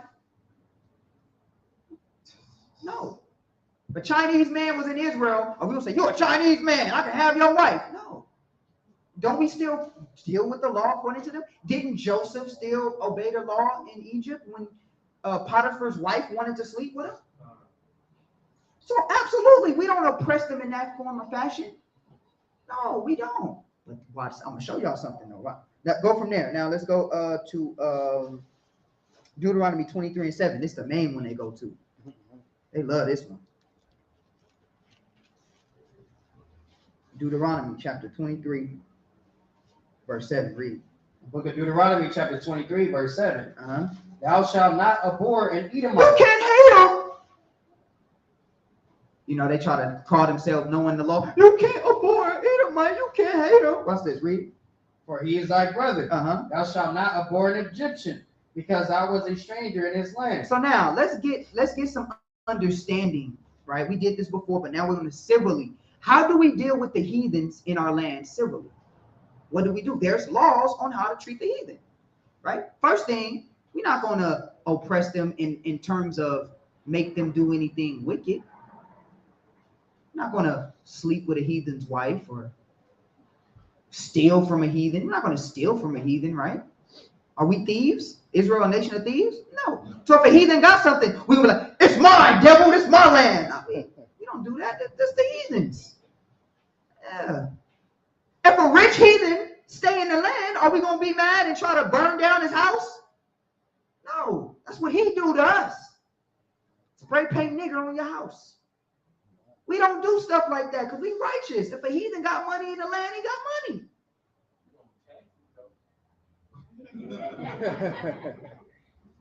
But we gonna tell you what we gonna do to the heathen. I love that. You beat me to the punch. You know that law, don't you? Let's go from there. Let's read Leviticus 25 and 35. Bible's a real book, and Bible's a book of balance. But you got it. You can go ahead and read it. Leviticus chapter 25, verse 35. And if thy brother be waxen poor and fallen So if your brother be waxing poor, right? Right? Brother poor. Read. and fallen Because is in, every Israelite rich? No. You have poor, you have people that, I'm not gonna say poor because it's not like what you see out here. It's different. I'm gonna show you that we had laws to prevent that. But you had some Israelites that it wasn't all wealthy and super rich. It wasn't like that. You had some less fortunate Israelites in the land, just like you got some less fortunate Edomites in the land. That's why, But what did the Bible say? Read. and if thy brother be waxen poor and fallen in decay with thee, then thou shalt relieve him. Yea, though he be a stranger or a sojourner, that he may Now live this is with another thee. cut. This is another cut to people when they tell you the stranger. No, the Israelite can be a stranger. If I'm from the tribe of Manasseh and I travel to the city of Gad, I'm a stranger in that city. Yeah, y'all my brothers, but I'm a stranger here. I'm from Gad. I'm in Manasseh, or vice versa. That's kind of like I'm from LA, right? But if I go to let's say I live in Compton, but I travel to Gardena, I'm a stranger. Or let's say I travel to the Valley, I'm a stranger here. I'm new from here.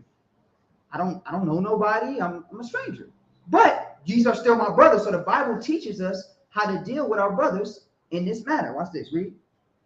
Verse 36.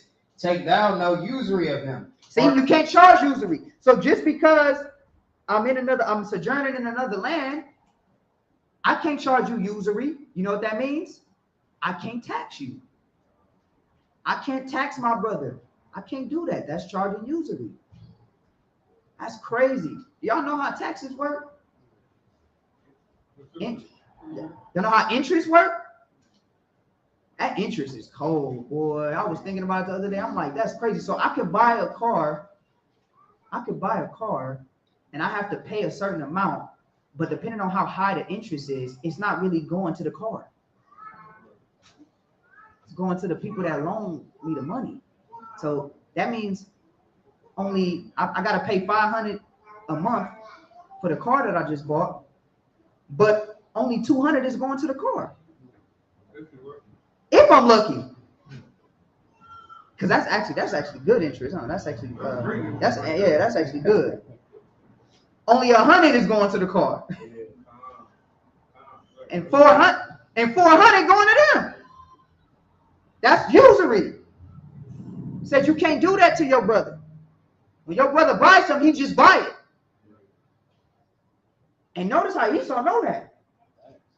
The rich Edomites, they just buy it. They ain't doing all that usury and interest and all that. They walking off the lot with it, bought cash. Yeah, it's black people that don't know, because we think credit is giving us money, because we ain't never had nothing. So when credit, when black people don't know about credit, it look good. We'll give you a $5,000 loan, $35,000 loan. We think, oh shit, we're about to get this loan. We're about to be rich. Chain, go get some jewelry. Yeah, then when we get that loan, we're gonna run it up. And then that interest gonna kick our, y'all fill in the blank. Understand? So this stuff we don't understand, but the Bible says you can't do that. Read. Verse 36. Take thou no usury of him, or increase, but fear thy God, that thy brother may live with thee. Read. Thou shalt not give him thy money upon usury, Read. nor lend him thy victuals for increase. And we're going to see how this ties in with the boy Edomite and so on and so forth. Read. I am the Lord your God, Uh-huh. which brought you forth out of the land of Egypt, to give you the land of Canaan, Read. and to be your God. Read. And if thy brother that dwelleth by thee be waxen poor, and be sold unto thee, thou shalt not compel him to serve as a bond So servant. what that means is, let's say your brother is poor, but he like, man, look, just let me work on your field, man. Let me work for you or something. You can't treat him like a bond slave. That's your brother. You got to treat him like a hired servant, meaning he's working for you for money. Watch, read. Verse 40. But as an hired servant and as a sojourner, he shall be with thee, and shall serve thee unto the year of Jubilee. And he only can serve you up until the year of Jubilee. Who knows what the year of Jubilee is? Every what? Every 7 years. So let's say if we're going to get that. We're going to get that. I ain't going to jump the gun. Keep reading. Verse 41. And then shall he depart from thee, both he and his children with him, and shall return into his own family. Read. And to the possession of his father shall he return. Uh-huh. For they are my servants, which are brought forth out of the land of Egypt. Uh-huh. They shall not be sold as bondmen. Okay, so can't be. So can your brother be a bondman to you? Not at all. Read. Verse 43. Thou shalt not rule over him with rigor, but shalt fear thy God. And you can't rule over your brother with rigor. Meaning you can't be cussing your brother out like, nigga, didn't I tell you to get the sheep? You didn't feed the goat. Slapping him in the head. You can't do that. You can't do that to your brother. Read. Both thy bondmen and thy bondmaids, which thou shalt have, shall be of the heathen. But the heathen, they can be your bondmaid and bond servants. Yeah, those can be your slaves. Yeah. Now that doesn't mean we're gonna be sleeping with their women and all that, but they understand their place. The heathen that's round about you. That's why I always tell brother, don't kill all the help. Brother be ready to kill every single heathen. I'm like, nah, we need some of them. The heathen understand that? That's why they said, look, man, we gotta change some things, man. You don't want to kill them all. A good slave master didn't want you to die. He don't want you to die. You're like, man, I just love, man. That's why they used to take insurance out on you. Understand? Watch this. Read. Verse 44. Uh-huh. Both thy bondmen and thy bondmaids, which thou shalt have, shall be of the heathen that are round about you. Of them shall ye buy bondmen and bondmaids. You can buy, you can trade them like cars. Hey, I got like 4 slaves. I trade you these 4 slaves for 1 goat. My cousin might be like, you know what? I need 4 helpers. Yeah, give me those slaves. I'll trade you this goat. Deal. Boom. Got you. But you can't do that to your brother. You do that with the heathens. Watch this. Read. Moreover, the children of the strangers that do sojourn among you, And the children, you can do this with their kids. Watch this. Read. of them shall ye buy. You can buy their kid. You know what? I'm gonna hire your son. I'm gonna buy him. He's gonna be my servant. He's gonna serve under me. You can do that. Now, some people might be like, "Oh my gosh, that's so inhumane." No, it's power.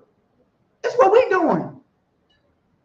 That's what we did. It's called power. Those who are in power understand this concept, except black people. Black people are the only people that don't understand this. Chinese people understand. White man understand. Everybody understand. When you go to China, you are a second-class citizen.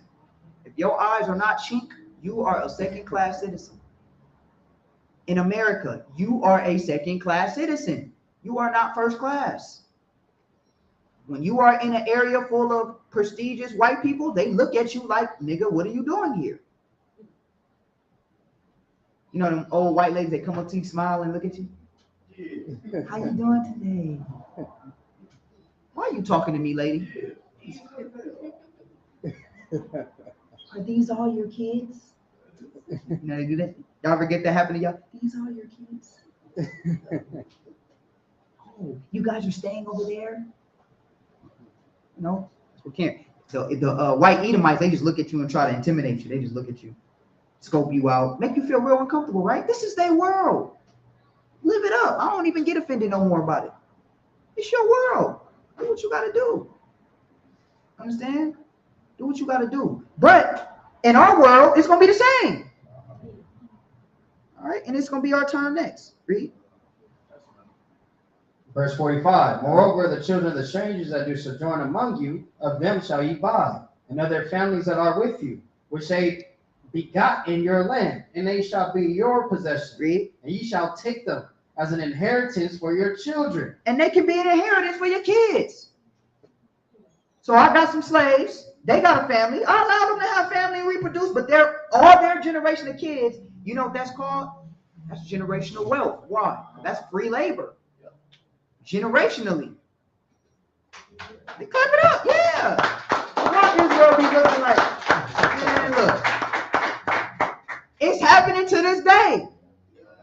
To this day, I kid you not, I'm not going to pull it up. There's a documentary of a white man and his father's forefathers owned slaves, and those slaves, the children of the slaves, still are with that man serving him.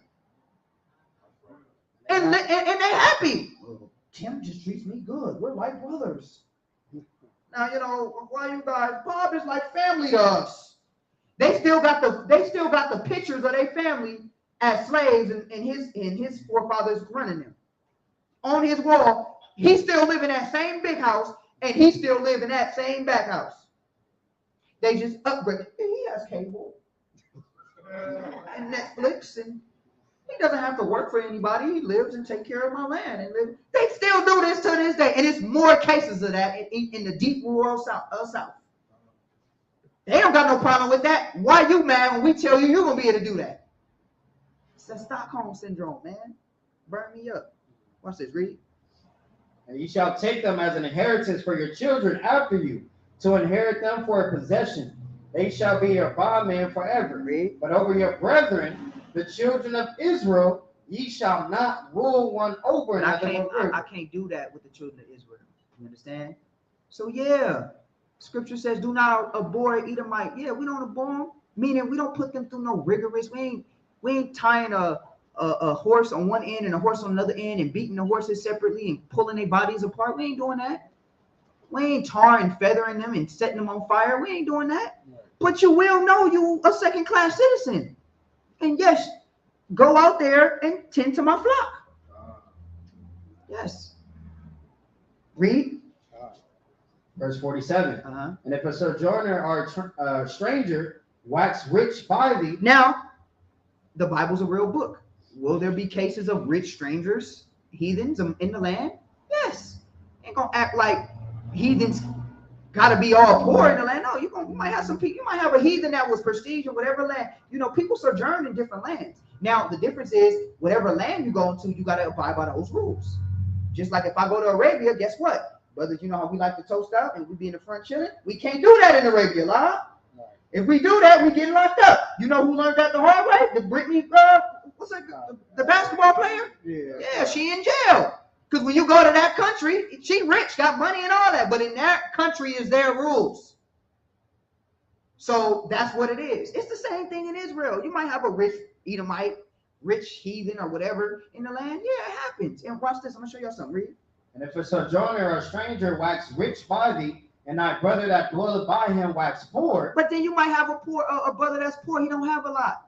Watch this. Read. And sell himself unto the stranger or sojourner by thee. Let's say he start working for that stranger. Watch this. Read. Or to the stock of the stranger's family. Read. After that he is sold, he may be redeemed again. He can be redeemed.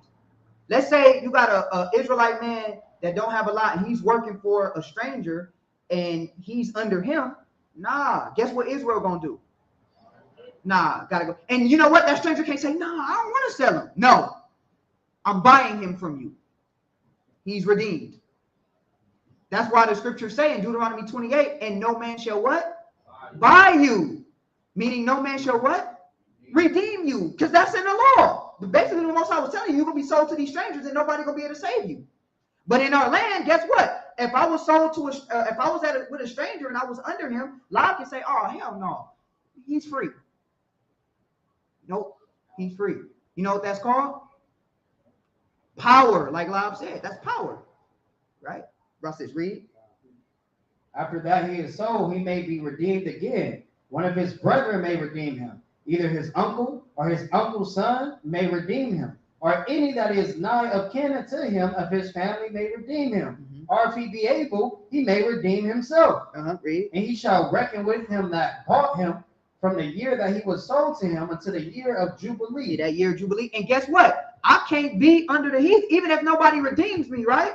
When the year of Jubilee comes, guess what? I'm out of here. But that's not the same for the heathen. They yours forever. Ain't nobody can come. Hey, a heathen come. Can I buy him? I'm not selling him. But he's my brother. Can I just? No, I'm not selling him. He with me. But if it's the other way around, I can redeem that man. I can redeem my brother. Read. And he shall reckon with him that bought him from the year that he was sold to him until the year of Jubilee. Read. And the price of his sale shall be according to the number of years. According to the time of an hired servant shall it be with him. If there be yet many years behind, according to him, unto them he shall give again the price of his redemption out of the money that he was bought for. And if there be remain but few years unto the year of Jubilee, then he shall count with them. And according unto his years shall he give him again the price of his redemption. So in other words, this man could be redeemed. All right. Read. Keep reading. Finish it up. And as a yearly hired servant shall he be with him, and the other shall not rule with rigor over him in thy sight.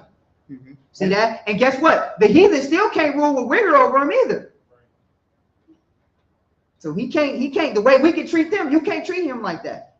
So you know what that's called? Protection. So it's almost like a heathen shouldn't even have an Israelite servant. Let's just say if it was a rich heathen in the land. Because you got to treat him like an employee, basically. You can't rule with rigor. You can't sell his kids. You can't do none of that. And he's going to be redeemed in the year of Jubilee, or one of his brothers can come redeem him. But you, on the other hand, guess what? It don't work like that, bro. Watch this. Read. Verse 54. And if he be not redeemed in his years, then he shall go out in the year of Jubilee, both he and his children with him. Read. For unto me the children of Israel are servants. They are my servants whom I brought forth out of the land of Egypt. I am the Lord your God. He said, those are my servants. I am the Lord your God. So let's go from there. We got a couple more. Let's go from there. Read Deuteronomy 23 and 19. Let's get that one. The book of Deuteronomy, chapter 23, verse 19. Thou shalt not lend upon usury to thy brother. So can I charge usury with my brother? If I was a car salesman, you know them car salesmen with them commercials? That just scream fraud. You know them commercials, the car salesmen that just scream fraud? Come on down and buy you a car at the lot. $9.99. Got the little tie and all that. I can't be a used carsman like that and charge usury to my brother and get him in a messed up deal. Right? Watch this, read. Verse 19. Thou shalt not lend upon usury to thy brother. Usury of money, usury of victuals, usury of anything that is lent upon usury. Read. Unto a stranger thou mayest lend upon usury. But you can do that to a stranger though, right, Kalab? Kalab gonna be looking forward to it. You want this? You want this? Yeah, clap it up for Kalab. Kalab gonna have his thing. Lord willing, Kalab. I'm like, how you feel charging usury over there, Kalab? Feel good. The spirit of the Lord, huh? The Lord said so. You understand? God, I love you, huh? Yes, sir. Read that, read. Verse 20, Uh-huh. unto a stranger thou mayest lend upon usury, Read. but unto thy brother thou shalt not lend But you upon cannot usury. use usury on your brother. Was that 20? That the Lord thy God may bless thee in all that thou settest thy hand to in the land whither thou goest to possess it. Read. When thou shalt vow a vow unto the Lord Okay, thy that's it. So let's go from there. Get Deuteronomy 14:21. I'm gonna move a little fast. The book of Deuteronomy, chapter 14, verse 21. Uh-huh. You shall not eat of anything that dieth of itself. You cannot eat anything that dies of itself. So if you got a sick cow, a sick chicken, whatever, and it died, you cannot eat it. Come, read. Thou shalt give it unto the stranger that is in thy gate. But you can give it to the stranger. Sell it to them. Hey man, I had some sick chickens that died in the back. Y'all want it? All right, I'll sell it to y'all. Go ahead. You know what I'm saying? You can't do that to your brother though. But you can do it to the heathen. Watch this, read. That he may eat it. That he can eat it. All right, whatever it is, he can eat it. All right, but you can't get that to your brother. Read Leviticus 23 and 22. So yeah, will the heathens dwell among us and be happy? Yeah. But will they be second-class citizens? Absolutely. Read Leviticus 23 and 22. The book of Leviticus, chapter 23, verse 22. Uh-huh. And when you reap the harvest of your land, Uh-huh. So now let's say I'm reaping the harvest of my land, right? I got land, I'm reaping the harvest, right? Read. thou shalt not make clean riddance of the corners of thy field when thou reapest. I cannot pick up all the fruit, in the corners of my field. I gotta leave that there. That fruit gotta stay on the ground. Why? Read. Neither shalt thou gather any gleaning of thy harvest. Uh-huh. Thou shalt leave them unto the poor. You gotta leave that for the poor. So is there any starvation? Nope. Anybody begging for change because they hungry? Nope. If I got a garden and I got some apple and I got apple garden, some apples fell in the corner and all that, they fell on the floor. Guess what? A less fortunate Israelite can go and pick up an apple and eat. See that? That's beautiful, ain't it? That's brotherly love. You understand? Watch, read. Thou shalt leave them unto the poor and to the stranger. I am the Lord your God. See that? So guess what? Remember I said if you're traveling, say I'm a stranger in the land of Manasseh, but I come across a field, I can lawfully go in that field and get the gleanings on the ground, and I can eat it. You understand? That's what, remember Christ and them was plucking the ear of corn in the field? That's where they get that from. They get that law from. You can do that. All right? Now it is, I didn't get this law, but it is a law though. But now what I can't do is, if I'm poor and I eat this, I can't take the seeds with me. I got to eat it right there and leave the seeds there, because now I'm doing what? I'm stealing now, because those are not my seeds. Those seeds belong to them. So I got to eat what I eat and leave the seeds there, so the owner can come get his property. Understand? So everything is beautiful in the scriptures. All right, let's keep going. We almost out of here. Got a couple more. Get Exodus 23 and 11.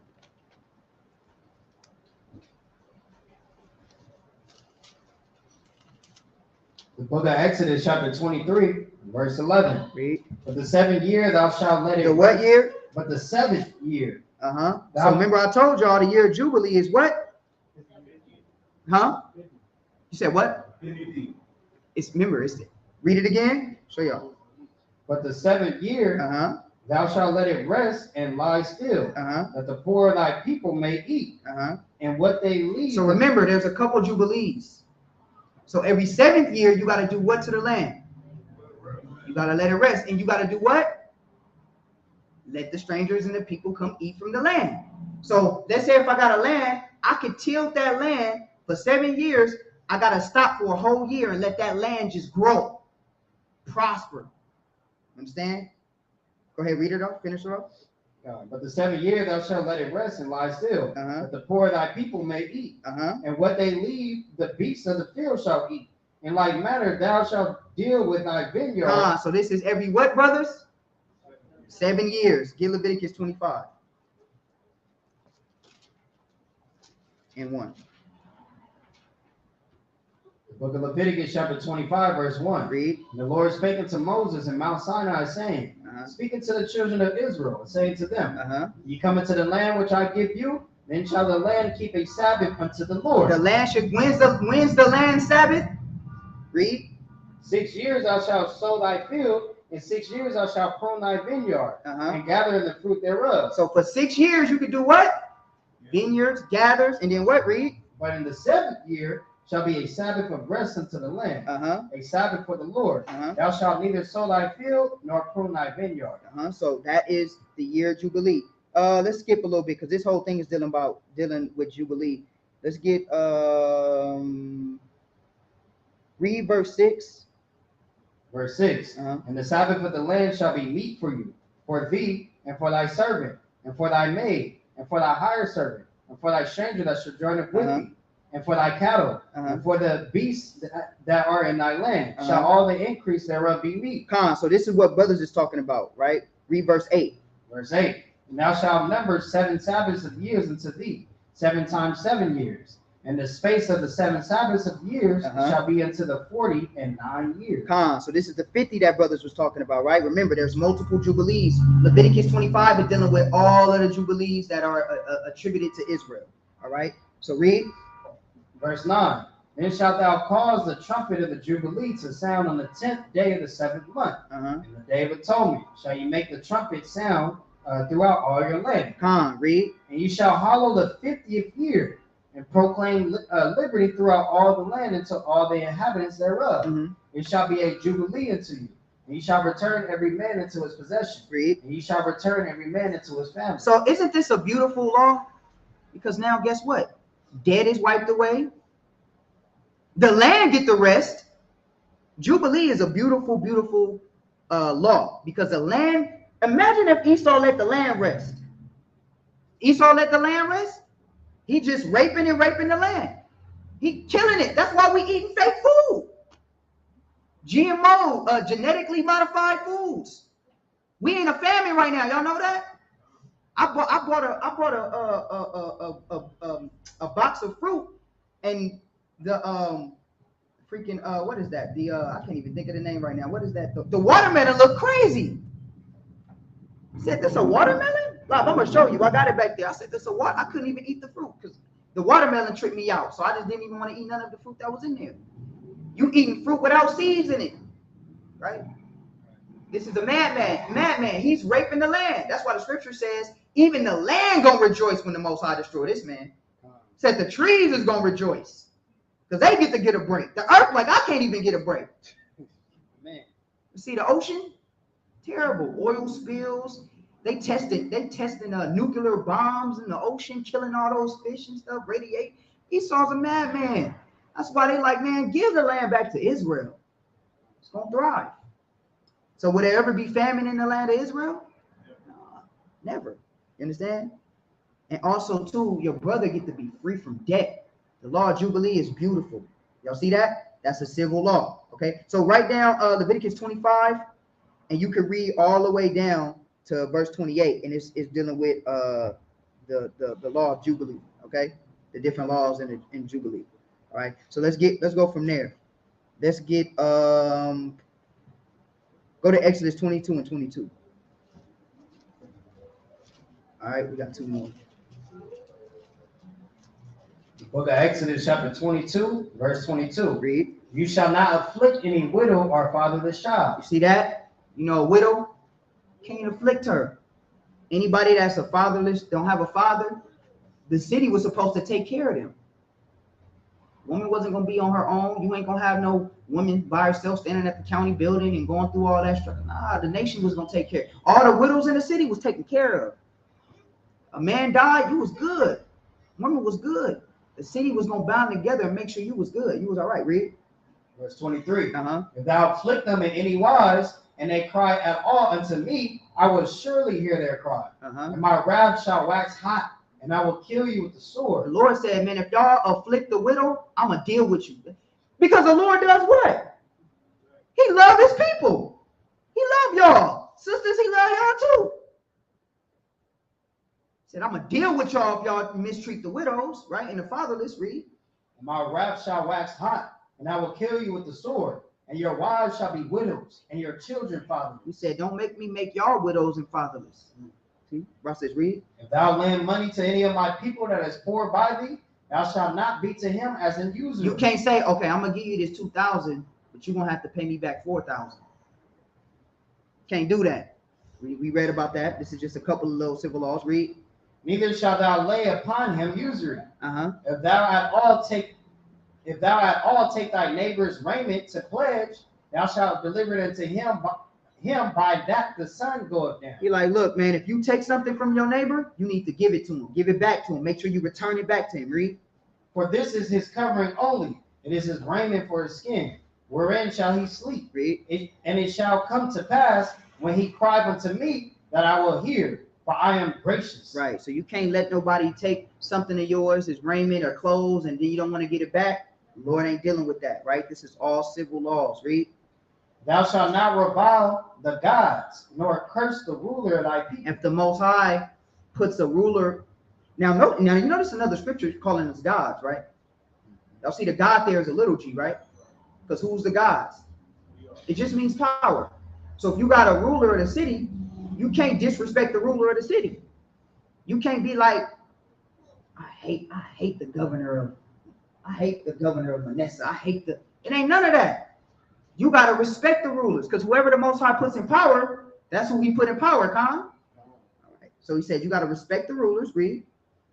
Verse 29. Thou shalt not delay to offer the first of thy ripe fruits and of thy liquors. You got to offer the first of your fruit. Remember we dealt with that in the sacrificial law? Offerings and stuff like that. You got to give your best. Notice what it says. You got to give your best liquor too. Remember that? What is that? What is a offering with liquor called? A drink offering. And the Most High said, I need that good liquor, that good wine. Right? That none of that cheap stuff. What we say, the tall cans of OE and all that. None of that. I need that good wine, that good liquor, right? You got to get the best. That's for the Levites. Read. The firstborn of thy sons shalt thou give unto me. Likewise shalt thou do with thine oxen and with thy sheep. 7 days it shall be with his dam. On the 8th day thou shalt give it to me. You see that? Lord said everything has to be given to me. So guess what? Who got firstborn sons? I got a firstborn son. He belonged to the Most High. Firstborn belongs to the Most High. So you got to give him to me. So I gave him to the Lord. Right? Read. Verse 31. And ye shall be holy man unto me. Neither shall ye eat any flesh that is torn of beasts in the field. You shall cast it to the dogs. Now, y'all know what's so cold about that? He says you can't eat nothing that's torn in the field or nothing like that. You should cast it to dogs. But you know who you can get at too? The heathen. So he calling them what? Dogs. Yeah, facts. That's the Lord. Now, what does that sound like, y'all? Sound like righteousness. It sound like love to me. Now, when we read Matthew 22 and 39, read that. 39 and 40.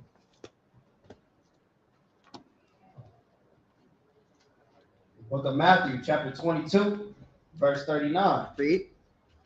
And the second is like unto it.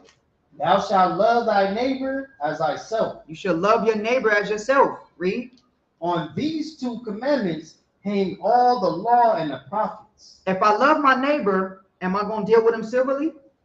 So how the hell is the law done away with when that's how you show that you love your neighbor? If I love you, am I going to steal from you? Am I going to see your ox and not help you when they fall into a ditch? No, I'm going to love you. I'm going to help you with those things. That's why the Bible says, hang all of the commandments.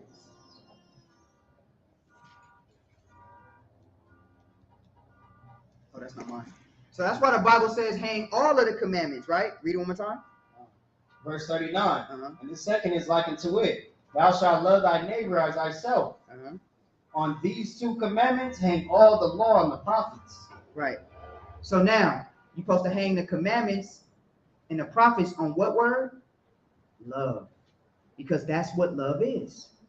All right? Watch this. Go to Galatians 5 and 14. We'll leave it on here.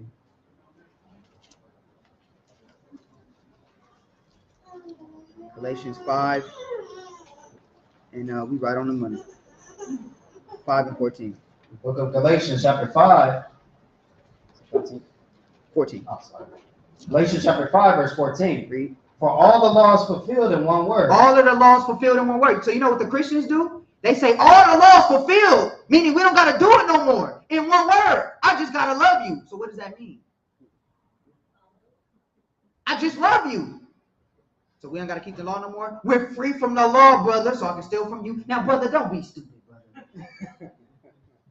I'm like, that's the law, though. I can rob you. I can sleep with your wife. I asked the brother that in our comments. He was talking about some we free, law, liberty, and all that. I said, so can I sleep with your wife?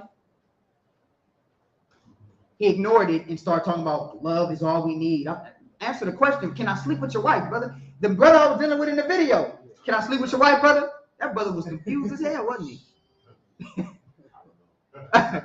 He said, I don't know. I said, if I sleep with your wife, is that sin? Yes.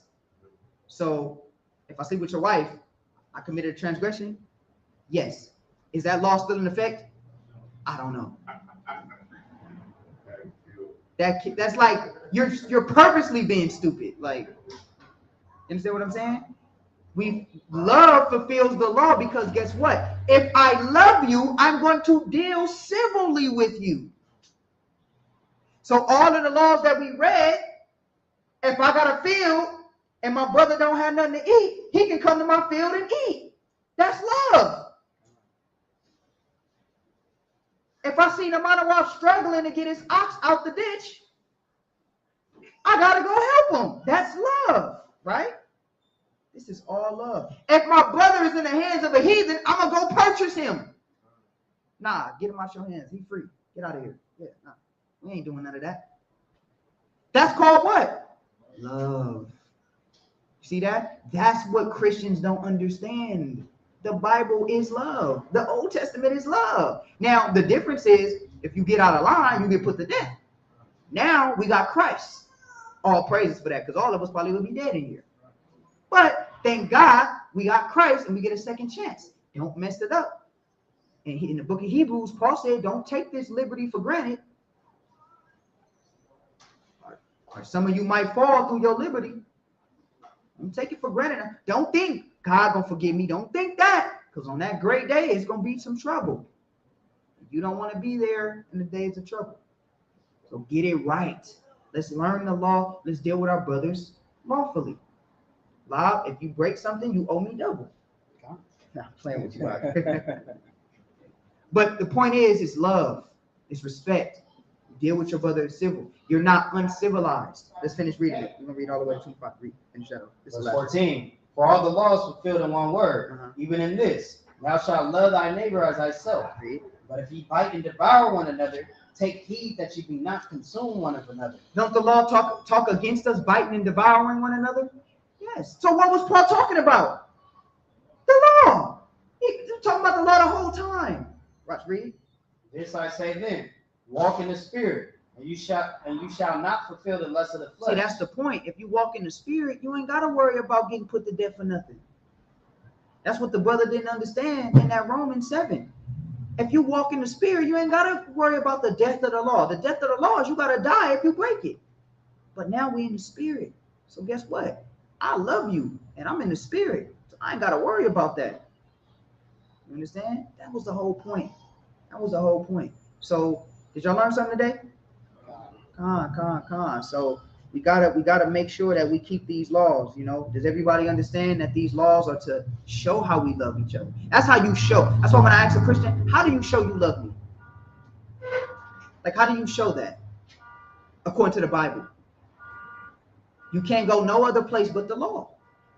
Where are you gonna show how to love somebody outside of the law? Like using the Bible. Just love, good brother. Just love. You know, Christians stand on the corner. Love. Well, two homosexuals love each other. Is that right? Not at all, Con. So yeah, that's all I got for the civil law. All praise to the Most High.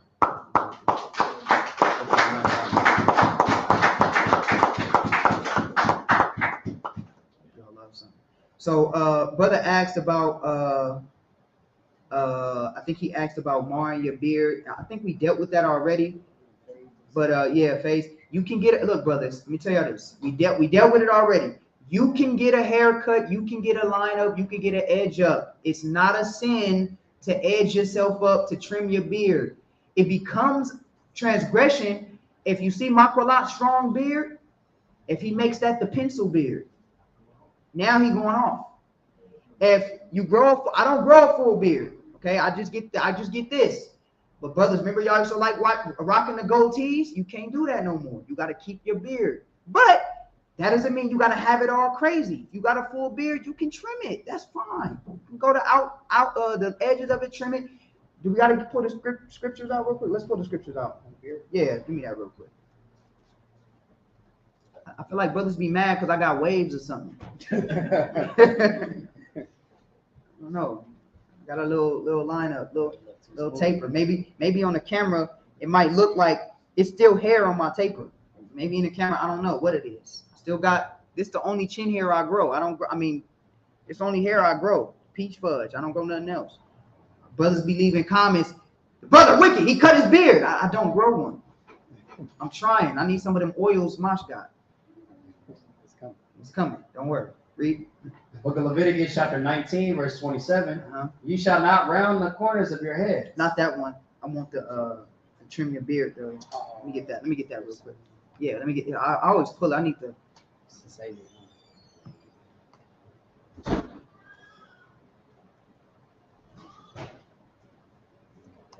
And a new one. We had some people in our comments saying you can't even have long hair. I'm like, man, y'all tripping. Y'all adding what was that with Samson then? What about Asael? Hair was so long it got caught in the tree. What about the Nazarite vow? Like, people got to stop adding to the law. You can have long hair. There's nothing wrong with having long hair. It's nothing wrong with a brother having long hair. All right? 2 Samuel 19:24. 2 Samuel chapter 19, verse 24. And Mephibosheth, I cannot say his name. And Mephibosheth, the son of Saul, came down to meet the king, and had neither dressed his feet, nor trimmed his beard, nor washed his clothes. He didn't trim his beard, dress his feet, so he was looking crazy. He was smelling funky. They said he ain't trimmed his beard, he ain't washed his clothes, he ain't did none of that. Read. From the day the king departed until the day he came again in peace. Read. And it came to pass when he was come to Jerusalem to meet the king, that the king said unto him, wherefore winnest not thou with me? Salakia. And he answered, my lord, O king, my servant. Yeah, no, you good. I want to get, that's all I need. I don't need nothing else. Let me see, 19 and Salakia.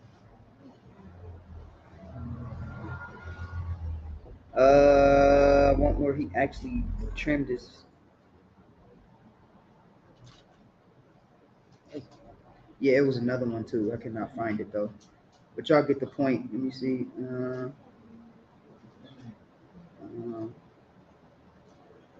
Let me see. I'm gonna try to find this other one. Hold on 1 second. Let's get this real quick.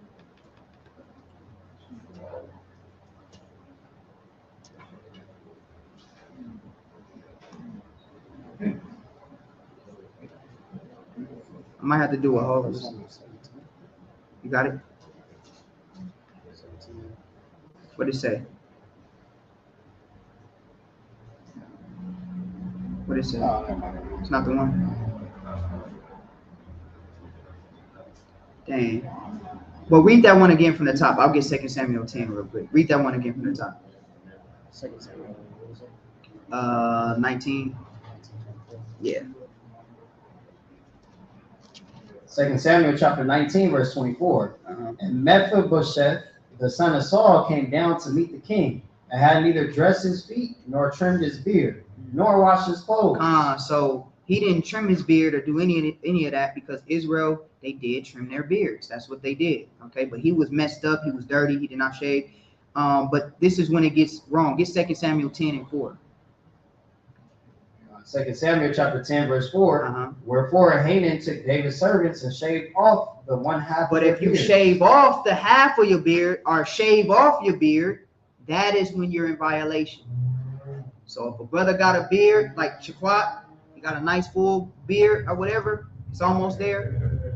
He shave and he come looking like looking crazy with designs in his beard and shaves half of it off, and we're gonna kick him out the school. All right. But yeah, and then you can have long hair. I gotta get Asael real quick too, because I had some people on here saying you can't even have long hair.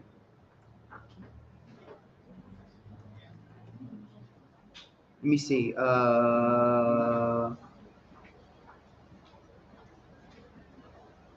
me see. Let me get this one more.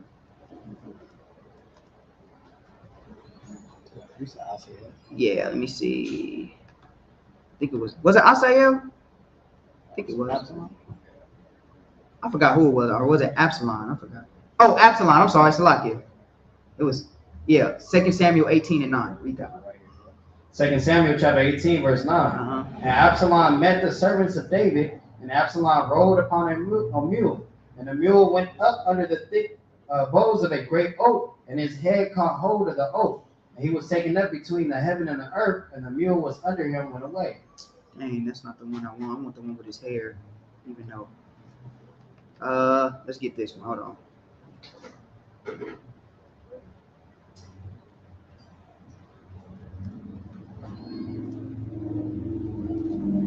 Let's see. Let me try to get this. Oh, 2 Samuel 14:26. Salakia. 2 Samuel 14:26. This is for live because they be on your head about having long hair. Go ahead. 2 Samuel chapter 14, verse 26.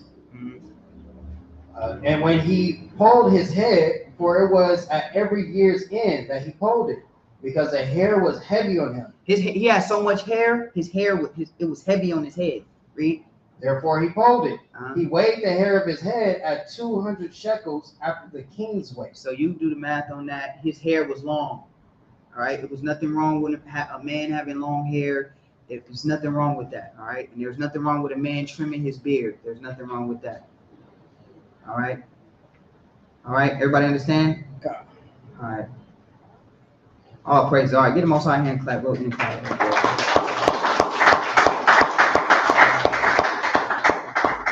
All right. So with that, love y'all online. I hope everybody was edified. Until next time, shalom to the family online. We love you guys. Thank you for tuning in. We'll see you guys next Sabbath, Most High will. All right, family.